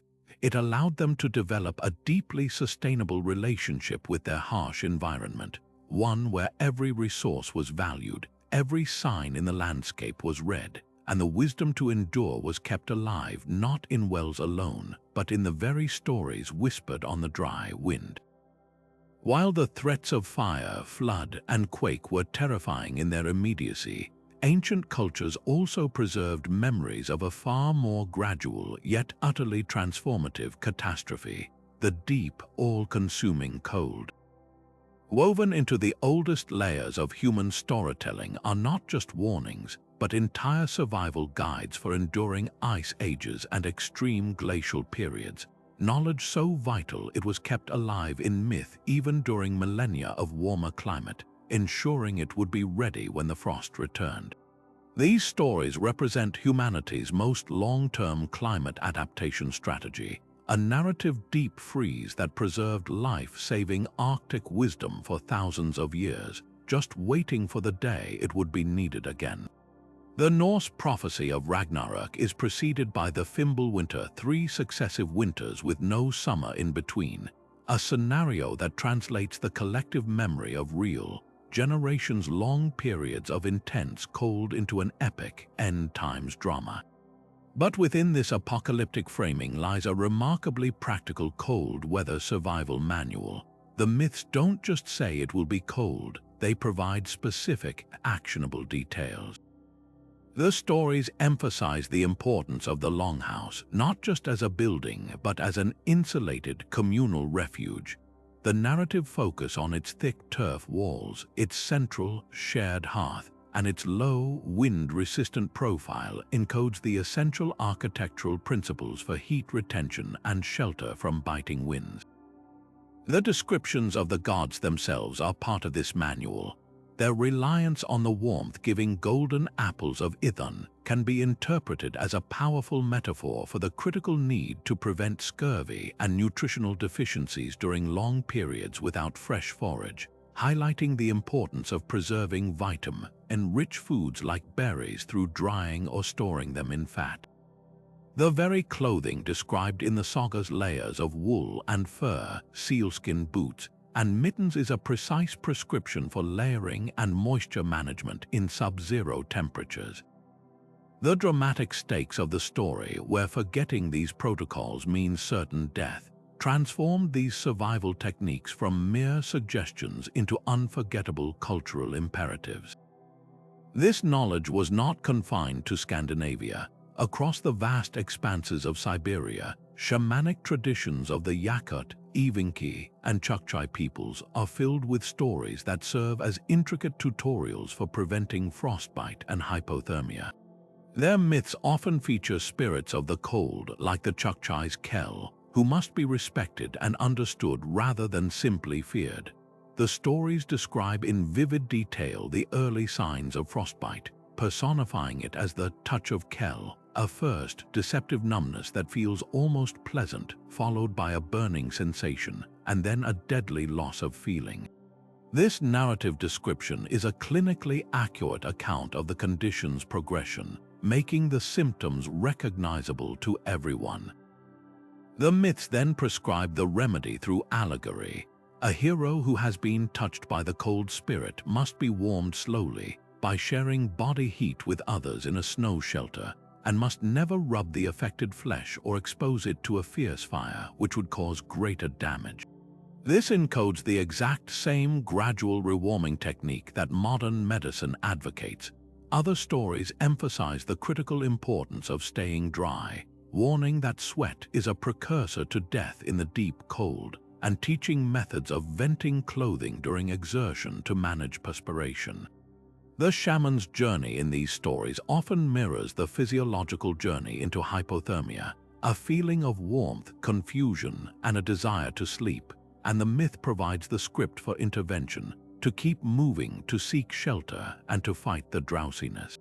By turning a complex medical condition into a story about a spiritual struggle, these cultures ensured that every member understood both the danger and the life-saving response. The most profound aspect of these Ice Age myths is their function as a long-term cultural storage system.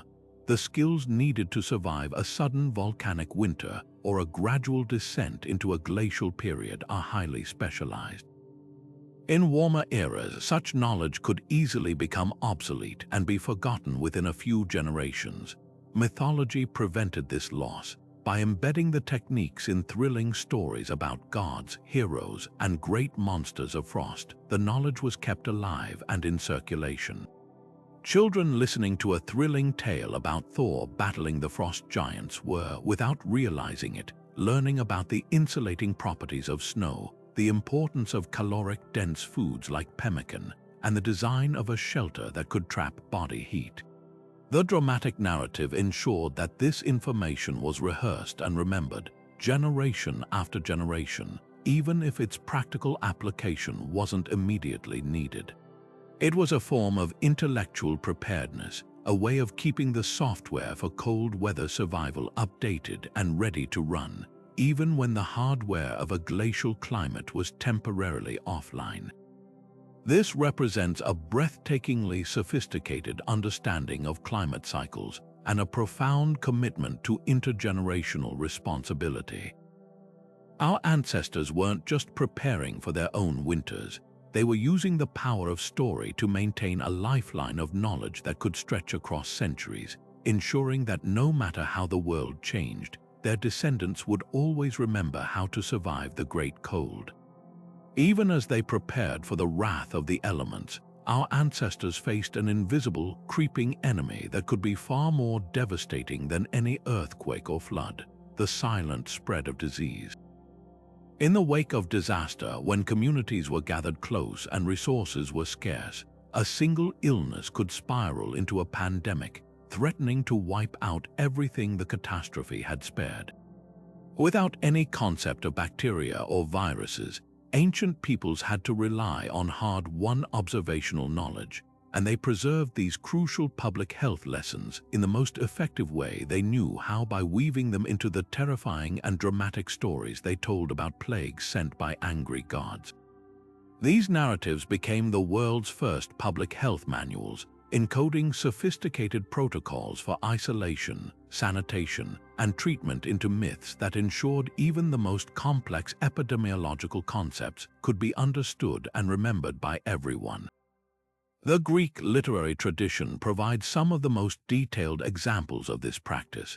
The Great Plague that opens Homer's Iliad, sent by Apollo to punish the Greek army for disrespecting one of his priests, is far more than a divine plot device.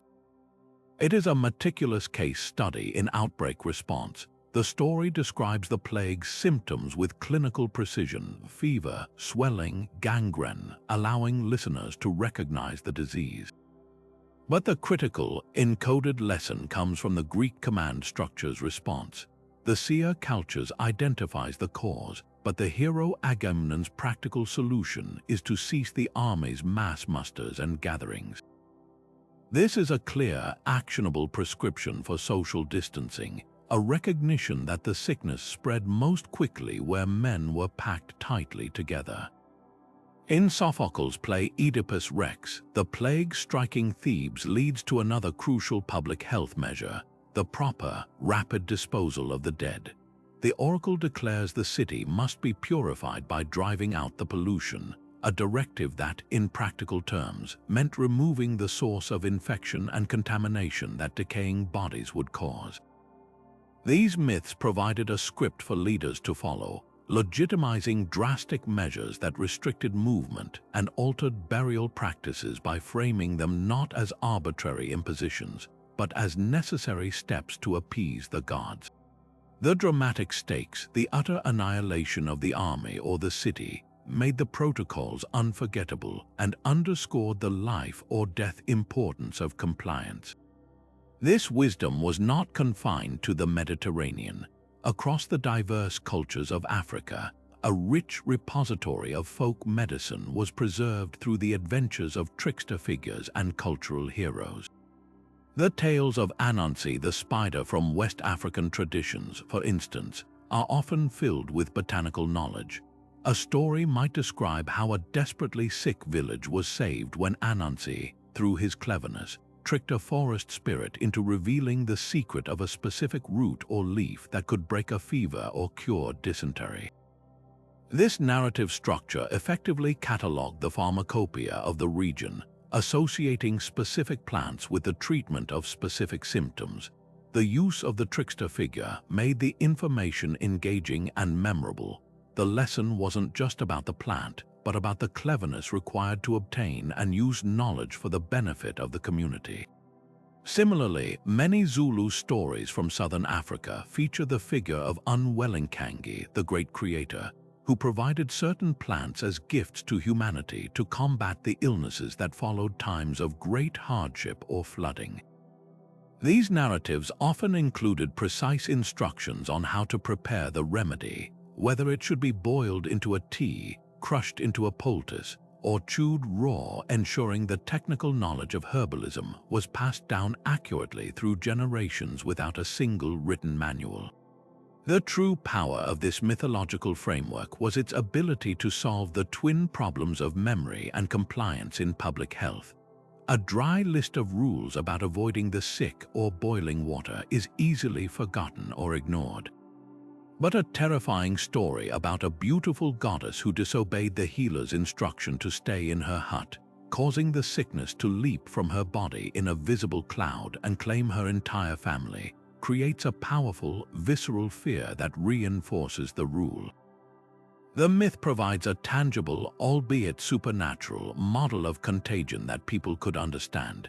It made the invisible visible. Furthermore, these stories created a shared cultural script that allowed for swift, unified action during a crisis.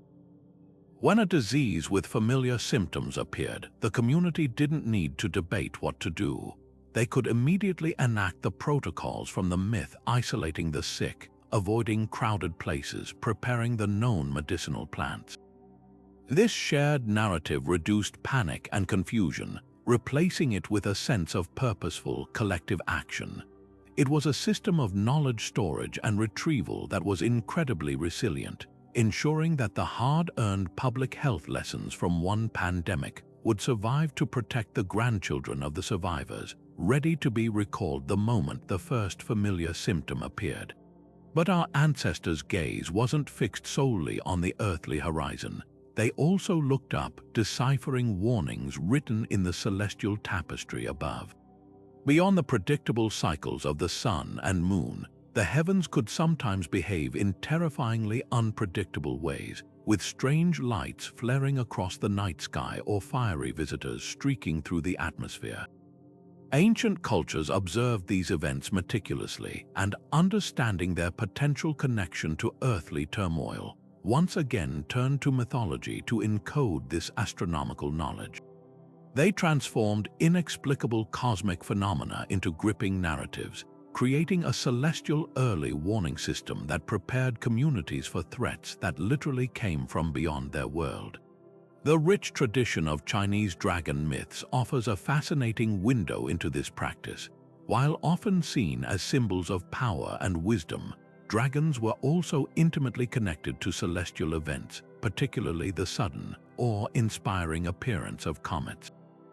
Historical records such as the Bamboo Annals meticulously document both political events and astronomical observations, often linking the two. A long-tailed pheasant star appearing in the sky might be recorded in the same year as a great battle or a dynastic collapse. The mythology wove these observations into a dramatic framework, a dragon soaring across the heavens, its long, luminous body and fiery tail mirroring the visual spectacle of a brilliant comet. This wasn't just poetic license, it was a sophisticated way of cataloging and contextualizing these events. The dragon's path and behavior in the story could encode the comet's direction, duration, and brightness, details that were crucial for interpretation.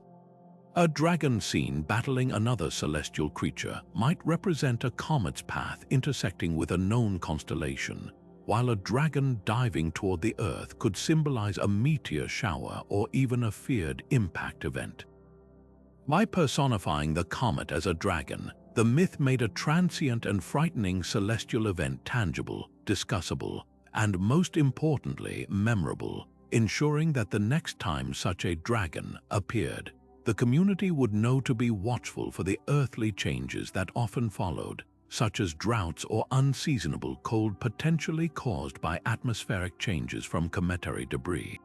On the other side of the globe, numerous Native American tribes developed their own profound understanding of the sky's more subtle disturbances. The Cherokee, Ojibwe, and other nations have widespread stories about a time when the sky was falling, narratives that often describe people becoming terrified as the heavens rippled with silent, dancing curtains of colored light. To the modern ear, this sounds like a clear description of the aurora borealis or northern lights, but these stories often carry a deeper layer of meaning, frequently connected to periods of hardship, failed hunts, or social disruption. Modern science now helps us understand this connection. Intense auroral displays are caused by geomagnetic storms, which are triggered by massive eruptions on the Sun called coronal mass ejections. The most powerful of these solar storms can indeed have devastating effects on Earth, not just with beautiful lights, but by inducing electrical currents in the ground that can disrupt animal migration patterns, interfere with navigation, and even damage ecosystems. The myths encode this causal relationship, preserving the observation that after certain spectacular celestial light shows, the world itself seemed out of balance. The stories served as a crucial warning. When the sky begins to dance in such an unnatural way, it is a sign to be extra vigilant, to check food stores, and to prepare for a period of environmental strangeness that could threaten their survival. The ultimate power of these astronomical myths was their ability to democratize knowledge about the most distant and uncontrollable of threats. A farmer or hunter didn't need to understand plasma physics or orbital mechanics. They only needed to remember the story of the heavenly dragon or the falling sky. The narrative framework transformed complex astral phenomena into a set of recognizable signs and prescribed responses. This created a form of cultural resilience that was truly cosmic in scope. It ensured that a community's survival toolkit wasn't limited to earthly dangers, but was equipped to process and respond to events that originated millions of miles away. These stories represent humanity's first tentative steps toward planetary defense, not with technology, but with the most powerful tool they had. A compelling story that could be passed down through the generations, ready to be recalled the moment the night sky began to behave in a way that was both beautiful and deeply ominous. When the very fabric of reality seems to tear apart during a catastrophe, the greatest danger often isn't the disaster itself, but the collapse of the social order that follows. Ancient peoples understood this intimately, recognizing that a community that fractures under pressure is a community that perishes. This is why disaster myths so frequently move beyond mere survival instructions to embed a sophisticated set of social protocols, a hidden curriculum on how to remain human when the world is falling apart. These stories were designed to fortify the spirit of a community, providing a pre-written script for cooperation, leadership, and mutual aid that could be activated the moment the first warning sign appeared. They understood that survival was a collective endeavor, and they used the most powerful tool at their disposal to ensure that everyone, from the smallest child to the most powerful elder, knew their part to play in the human drama of crisis. Consider the intricate social blueprint embedded within the Great Flood narratives found across the world. The story of Noah's Ark is perhaps the most famous, and while it's often simplified to a tale of one man's righteousness, it is, in fact, a profound lesson in centralized leadership and delegated responsibility during an emergency. Noah doesn't simply build the ark alone. He directs his entire family in a massive, coordinated project. The myth specifies that his sons, Shem, Ham, and Japheth, are all involved, each presumably with their own tasks and responsibilities. This isn't a minor detail, it's a model for disaster response. The narrative encodes the necessity of a clear chain of command, a single leader who has received the warning and understands the plan, working in tandem with a trusted unit to execute a complex, life-saving operation. It teaches that in a crisis, disorganized individualism is lethal, while coordinated, hierarchical action saves lives. Similarly, the Mesopotamian Epic of Gilgamesh includes the instruction for Utnapishtim to bring aboard not just his family, but the seed of all living things, and crucially, the craftsman. This last detail is a stunning piece of encoded social wisdom. It's not enough to save the nobles or the strong. You must preserve the knowledge holders, the builders, the weavers, the tool makers, the very people who will be essential for rebuilding civilization from the ground up. The myth makes the case for the intrinsic value of every skill set in a society, ensuring that the community that emerges from the disaster is not just a group of survivors, but a fully functional seed of a new world. Beyond establishing leadership and valuing skills, these myths provided a crucial framework for managing the inevitable conflicts that arise from scarce resources. The psychological pressure of a disaster can turn neighbor against neighbor as fear and scarcity override social bonds. Ancient stories preemptively addressed this breakdown, offering models for conflict resolution and fair distribution. Many Native American flood and famine stories feature a council of elders, not a single autocratic leader, who must deliberate and make difficult choices about rationing food and water. The stories often center on a moral dilemma. Perhaps a family from a rival clan arrives at the door of a shelter that is already full, and dramatize the consequences of turning them away versus the strain of taking them in. By working through these ethical conflicts in the safe space of a story, communities could develop a shared moral compass long before a real crisis forced a snap decision. The myths taught that while resources might be limited, compassion and ingenuity need not be. A recurring theme is the concept of sacred hospitality, even in times of extreme duress, where sharing the last bit of food with a stranger somehow triggers a miraculous turnaround, such as the discovery of a new food source. This narrative structure rewarded empathy and punished selfishness, reinforcing the idea that social cohesion itself was a survival resource as vital as any store of grain. The true genius of using mythology to transmit these social protocols was its ability to make abstract concepts like cooperation and fairness feel immediate, personal, and non-negotiable. A dry lecture from a chief about the importance of sharing would be quickly forgotten, but a thrilling, terrifying story about a village that succumbed to infighting during a long winter, where families hoarded food and suspicion poisoned every interaction, leading to everyone's eventual demise, creates a powerful emotional aversion to that path. Conversely, a story about a community that banded together, pooling their talents and resources to build a great communal shelter that withstood a monstrous storm, provides a positive and aspirational model. The mythological framework allowed people to experience the catastrophic results of social collapse and the triumphant results of unity from the safety of the storytelling circle. It installed a kind of cultural software that would automatically boot up during times of stress, guiding behavior toward cohesion rather than chaos. This ensured that when the earthquake struck or the famine began, the community didn't have to invent a new social structure on the fly. They could simply fall back on the roles, rules, and rhythms they had practiced 1,000 times in their myths, turning a potential descent into barbarism into a well-rehearsed performance of collective resilience.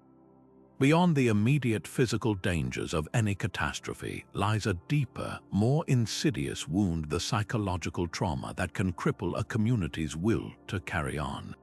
Ancient peoples, though they lacked our modern clinical terminology, possessed a profound intuitive understanding of this invisible damage, and they wove a powerful form of psychological first aid directly into the fabric of their disaster myths. These stories did more than just instruct the body on how to survive. They guided the wounded spirit on how to heal, providing a narrative roadmap through the stages of grief, shock, and recovery that followed unthinkable loss. This mythological framework offered a crucial gift: the assurance that even in the deepest darkness, they were not alone, and that their pain was a shared human experience with a path forward. Consider the timeless theme of the hero's journey found in myths from every corner of the globe. These aren't just entertaining adventures, they are masterclasses in building psychological resilience. The hero, whether it's the Mesopotamian Gilgamesh grieving his friend Enkidu, the Greek Odysseus longing for home, or a tribal figure facing a great winter, always follows a similar arc. They are plunged into a devastating crisis, endure a period of immense suffering and doubt, and must find the inner strength to persevere, often relying on wit and wisdom rather than brute force. For a community reeling from a disaster, these stories provided a vital mental model. They normalized the feeling of being utterly overwhelmed. They made it acceptable to feel lost and afraid. But then, crucially, they showcased the process of moving through those feelings. The hero's journey taught that despair was not a final destination, but a phase to be endured on the way to a hard-won resolution. It gave people a story to plug their own experience into, helping them frame their own suffering not as a unique, isolating curse, but as part of a universal pattern that ultimately leads to growth and strength. Perhaps the most potent psychological tool in this ancient toolkit was the pervasive myth of rebirth and renewal. From the Egyptian story of Osiris, who was dismembered and then resurrected to become lord of the underworld, to the cyclical Hindu narratives of cosmic destruction and recreation, these stories reframed total devastation as a necessary prelude to a new beginning. For survivors standing amidst the ruins of their village, this was not a hollow platitude. It was a profound cognitive shift. The myth gave them a language to understand their loss. Their world hadn't ended. It had, like the phoenix, entered a necessary phase of being reduced to ashes so it could be reborn. This narrative provided a crucial sense of pacing for grief. It created space for the intense pain of the present moment while simultaneously planting the seed of hope for the future. It directed the community's energy away from futile longing for the past and toward the active, collective work of building what would come next, transforming overwhelming despair into a purposeful, shared mission. This mythological approach also played a critical role in normalizing and validating the intense, often chaotic, emotional responses to trauma. In the immediate aftermath of a disaster, individuals might feel isolated by their own shock, guilt, or rage, believing these reactions are signs of weakness or madness. Disaster myths directly countered this by placing these very emotions at the center of the stories of gods and heroes. The wailing of the goddess Demeter for her lost daughter Persephone wasn't portrayed as hysterical. It was a justified and powerful expression of grief that literally changed the world, bringing on winter. The rage of the Hebrew god over the corruption of humanity, leading to the flood, was portrayed as a devastating but understandable response to a broken world. By giving these emotions a divine stage, the myths sent a powerful message to every survivor. What you are feeling is not a personal failing. It is a natural, even universal, response to catastrophe. This collective storytelling created a safe space for communal catharsis, allowing people to grieve openly together, to share their fear and anger, and to begin the process of healing as a unified whole, rather than suffering in silent, lonely isolation. Ultimately, this ancient practice represents a sophisticated and compassionate understanding of community mental health. The myths functioned as a pre-traumatic stress tool, preparing the psyche for hardship by providing familiar, narrative frameworks for processing it. They ensured that when the worst happened, people didn't have to invent a way to cope on the spot. They could instead reach for the oldest stories they knew, finding within them both permission to fall apart and the blueprint for how to slowly, painfully, but surely, put themselves and their world back together again. When the specter of famine loomed and resources dwindled to almost nothing, the greatest threat to a community's survival was often not the scarcity itself, but the human conflict it could unleash. Ancient cultures understood this peril intimately, recognizing that panic, hoarding, and selfishness could fracture the social bonds essential for collective endurance. To navigate these existential crises, they once again turned to the power of narrative, embedding sophisticated and equitable systems for resource allocation directly into their most harrowing myths. These stories became more than just tales of hunger. They functioned as sacred, pre-negotiated social contracts, providing a clear, culturally sanctioned blueprint for how to distribute life-saving food and water when there was simply not enough to go around. Consider the profound lessons encoded within the many famine myths found across Africa. The Sotho people of Lesotho, for instance, tell a story of a great drought brought on by communal selfishness, where the rains only returned after the people, on the advice of a wise elder, instituted a strict system of sharing. The narrative specifies that every family, regardless of their previous wealth or status, was to bring their remaining grain to a central store. Each day, a designated and respected member of the community would use a standardized cup to measure out an equal portion for every individual, with elders and children receiving their share first. This story is a direct prescription for a rationing system that prioritizes fairness and transparency over brute force or wealth. It doesn't just suggest sharing, it provides the exact mechanism for doing so in a way that minimizes suspicion and conflict. The myth emphasizes the importance of using a universal measuring tool, the same cup for everyone, to eliminate accusations of favoritism, and it establishes a clear hierarchy of need, ensuring the most vulnerable are protected. By framing this protocol as the divine solution that ended the drought, the story elevates equitable distribution from a mere good idea to a spiritual and practical imperative for survival. This narrative approach was also masterfully used to teach the principles of sustainable harvesting and conservation long before a crisis ever hit. Numerous Native American nations, including the Haudenosaunee Iroquois, have a central guiding principle known as the seventh-generation philosophy, which dictates that every decision must be considered for its impact on the 7 generations to come. This profound concept is not an abstract law but is woven into countless teaching stories.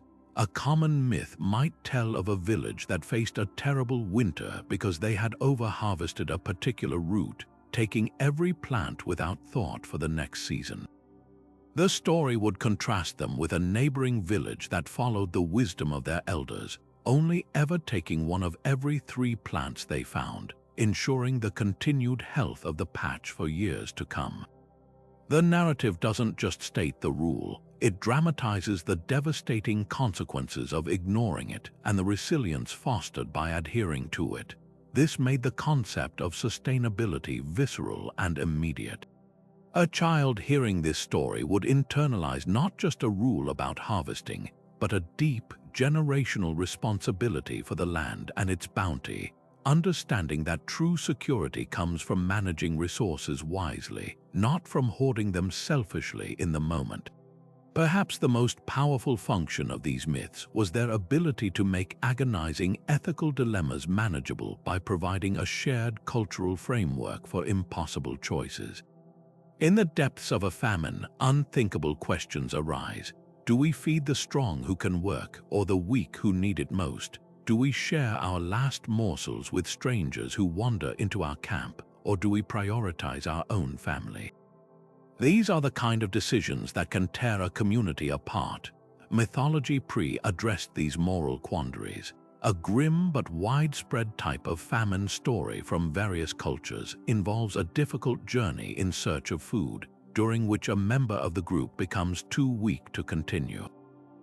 The narrative often presents a heartbreaking choice. Do they leave the person behind, conserving resources for those who might still make it, or do they sacrifice their own chance at survival to stay and care for them? The way these stories are resolved provides a moral compass. In many, the group's decision to sacrifice their own safety to honor their kinship bonds is ultimately rewarded by a miraculous intervention, the discovery of a new food source or the unexpected arrival of help. This narrative structure reinforced the idea that maintaining their humanity, their compassion and social bonds was ultimately their greatest asset, even more crucial than the food itself. It taught that a community that abandons its ethical core in the name of survival may find it has lost the very thing that made survival worthwhile. By working through these horrific scenarios in the safe space of a story, communities could essentially vote on their values long before a real crisis forced a snap, life or death decision. Everyone knew the story, everyone knew the expected outcome. This created a powerful social pressure to act in accordance with these pre-established norms when the time came. The mythological framework transformed abstract concepts like fairness, sustainability, and compassion from lofty ideals into practical, non-negotiable rules for collective existence. It ensured that when the drought dragged on and the food stores vanished, the community didn't devolve into a vicious free-for-all. Instead, they had a script to follow, a script that called for measured rationing, prioritized care for the vulnerable, and upheld the shared belief that their identity as a people, bound by mutual obligation, was the most precious resource they had to protect. Perhaps the most profound wisdom embedded in these ancient stories was their recognition that survival is not a static condition, but a continuous process of learning and reinvention. When faced with entirely new and unprecedented challenges, the old ways could become obsolete overnight, demanding a leap of creativity and adaptability. This is where disaster myths performed their most sophisticated magic, serving not just as repositories of existing knowledge, but as engines of innovation, celebrating the brilliant human capacity to devise entirely new solutions when the world suddenly changed.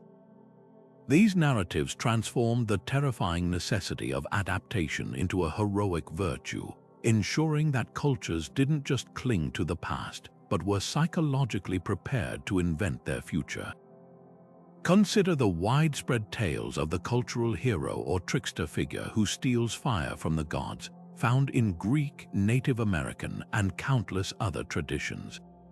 On one level, these are stories about the origin of a technology, but on a deeper level, they are powerful lessons about disruptive innovation. The hero Prometheus or Coyote or Raven recognizes that the existing order is insufficient. The gods have a monopoly on a resource essential for human progress, and the old method of begging for scraps won't work. The myth celebrates the act of challenging the status quo, of seeking out a new paradigm through cunning, courage, and a willingness to risk divine wrath. This narrative framework made radical innovation culturally acceptable, even admirable. It taught that when the environment could not be changed, the tools to master it could be. The story of Prometheus isn't just about a man stealing fire. It's a metaphor for the entire human journey of technological advancement, reminding every listener that progress often requires boldness, creativity, and a break from tradition. This theme of innovative adaptation is etched into the very foundation myths of many cultures. The Norse legends tell of the gods creating the world from the body of the slain giant Ymir.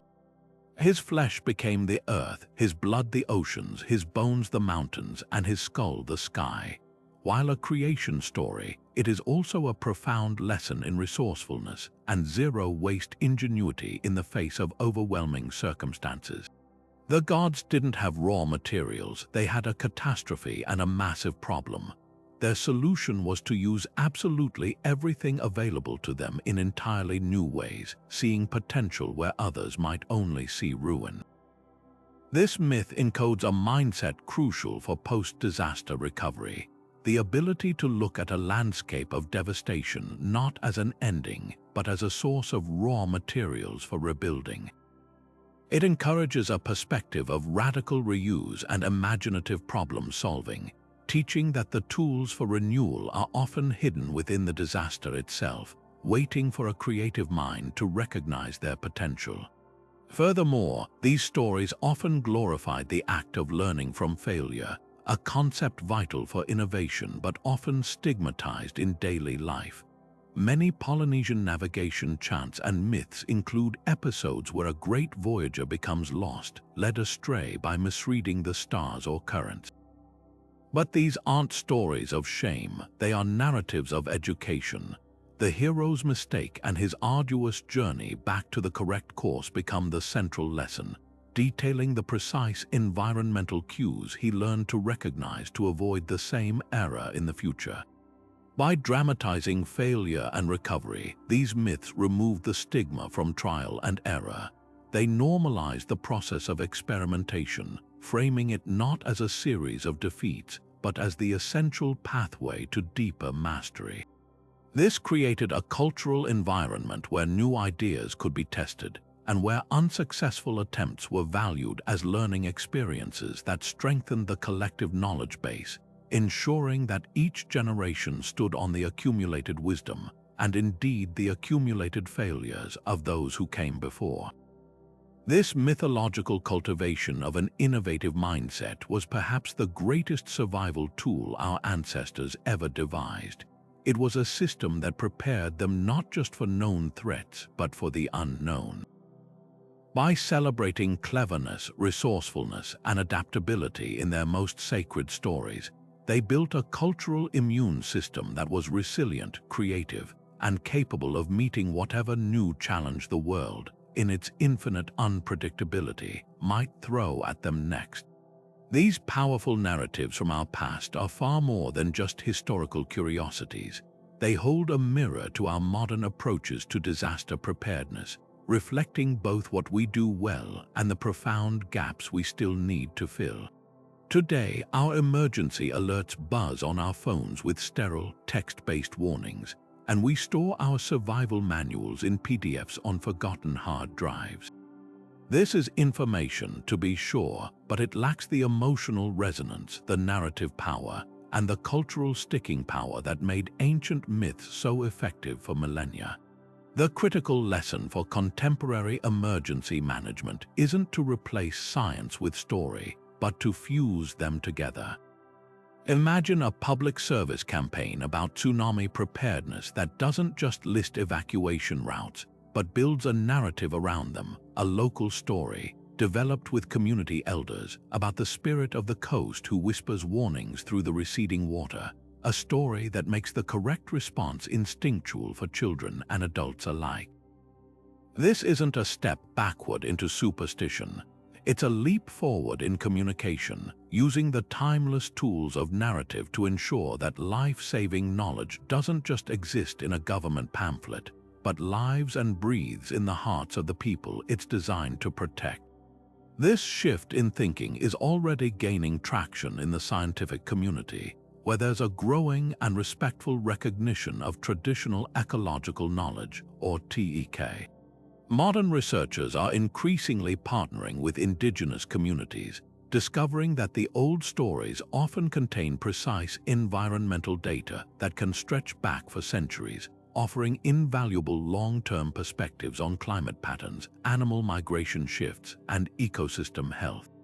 For instance, the Gwich'in people of the Arctic have long spoken of the caribou herds changing their ancient paths, a narrative observation that now provides critical ground truthing for scientists studying the impacts of climate change on wildlife. These myths and oral histories are now being seen not as folklore, but as complementary data sets, rich with qualitative observations that can help interpret the quantitative numbers gathered by satellites and sensors. This collaboration acknowledges that our ancestors were expert naturalists, and their stories are a vast, untapped library of human experience with a changing planet, offering context and wisdom that can help us navigate our uncertain future. Perhaps the most urgent application of this ancient wisdom lies in the realm of psychological resilience. Our modern disaster response often focuses overwhelmingly on the physical, providing shelter, food, and medical care. But we are only beginning to systematically address the deep psychological trauma that catastrophes leave in their wake. Ancient myths, as we've seen, were masterful tools for psychological first aid, normalizing grief, providing models for endurance, and framing recovery as a heroic communal journey. Modern psychology is now rediscovering these principles under the umbrella of disaster mental health and community resilience building. therapists and first responders are learning that helping survivors construct a coherent narrative of their experience is one of the most powerful steps toward healing. The old myths provide the blueprint. They tell us that after the disaster, we must come together not just to rebuild homes, but to tell our stories, to acknowledge our fear and loss collectively, and to consciously build a new narrative of hope and renewal, just as our ancestors did around their fires. This process transforms survivors from passive victims of circumstance into active heroes of their own recovery, a psychological shift that is absolutely essential for long-term resilience. Ultimately, these timeless stories teach us a humbling and crucial lesson about the nature of knowledge itself. Information, no matter how scientifically accurate, is useless if it is forgotten, ignored, or fails to motivate action. The genius of the mythological approach was its understanding that for knowledge to survive, it must be wrapped in a story that people want to tell. It must be connected to identity, to culture, to the very sense of who we are and where we come from. As we face the escalating challenges of climate change and global instability, we need to become the storytellers our ancestors would recognize. We need to weave our hard scientific data into compelling narratives that our children will remember, stories that don't just live on a server, but that are told and retold, evolving with each generation while preserving the core, life-saving truths within. The goal is to build a new mythology for the modern world, not of angry gods, but of a fragile planet and a resilient species. Stories that will equip future generations with the practical skills, the communal spirit, and the unwavering hope they will need to carry us all through the challenges yet to come. Ancient disaster myths represent far more than just the superstitions of a bygone era. They are humanity's most enduring and sophisticated survival manuals, meticulously encoded into the very stories that defined cultures and shaped worldviews. These narratives were the hard drives of the ancient world, the living libraries where generations stored everything they knew about reading the environment, anticipating catastrophe, and enduring the unimaginable. They transformed abstract survival data into gripping dramas of gods and monsters, ensuring that a lesson about which way to run when the ocean receded was as unforgettable as the epic tale that contained it. This was a system of knowledge preservation so brilliant and so resilient that it allowed civilizations to thrive for millennia in the face of constant environmental threat, passing down life-saving wisdom through the simple, powerful act of storytelling.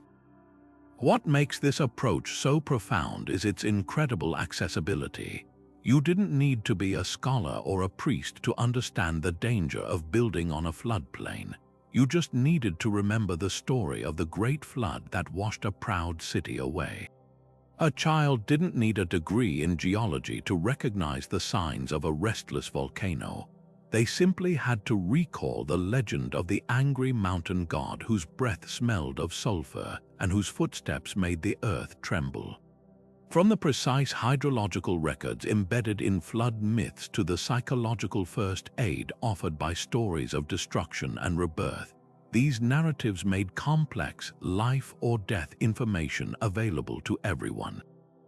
They democratized survival, ensuring that the collective wisdom of the community wasn't locked away in a temple or reserved for an elite class, but was instead carried in the heart and mind of every single person, from the youngest listener to the most seasoned elder. As we confront our own era of escalating climate challenges and increasingly frequent natural disasters, we stand to learn a great deal from our ancestors' ingenious methods. Our modern approach often relies on sterile PDFs, forgotten emergency kits, and text alerts that we dismiss with a swipe. We have more data than ever before, but we lack the cultural frameworks that make that information resonate on a deeply human level. The ancient world teaches us that for knowledge to truly survive, it must be wrapped in a story that people want to tell. It must be connected to our identity, to our sense of place, and to our shared future.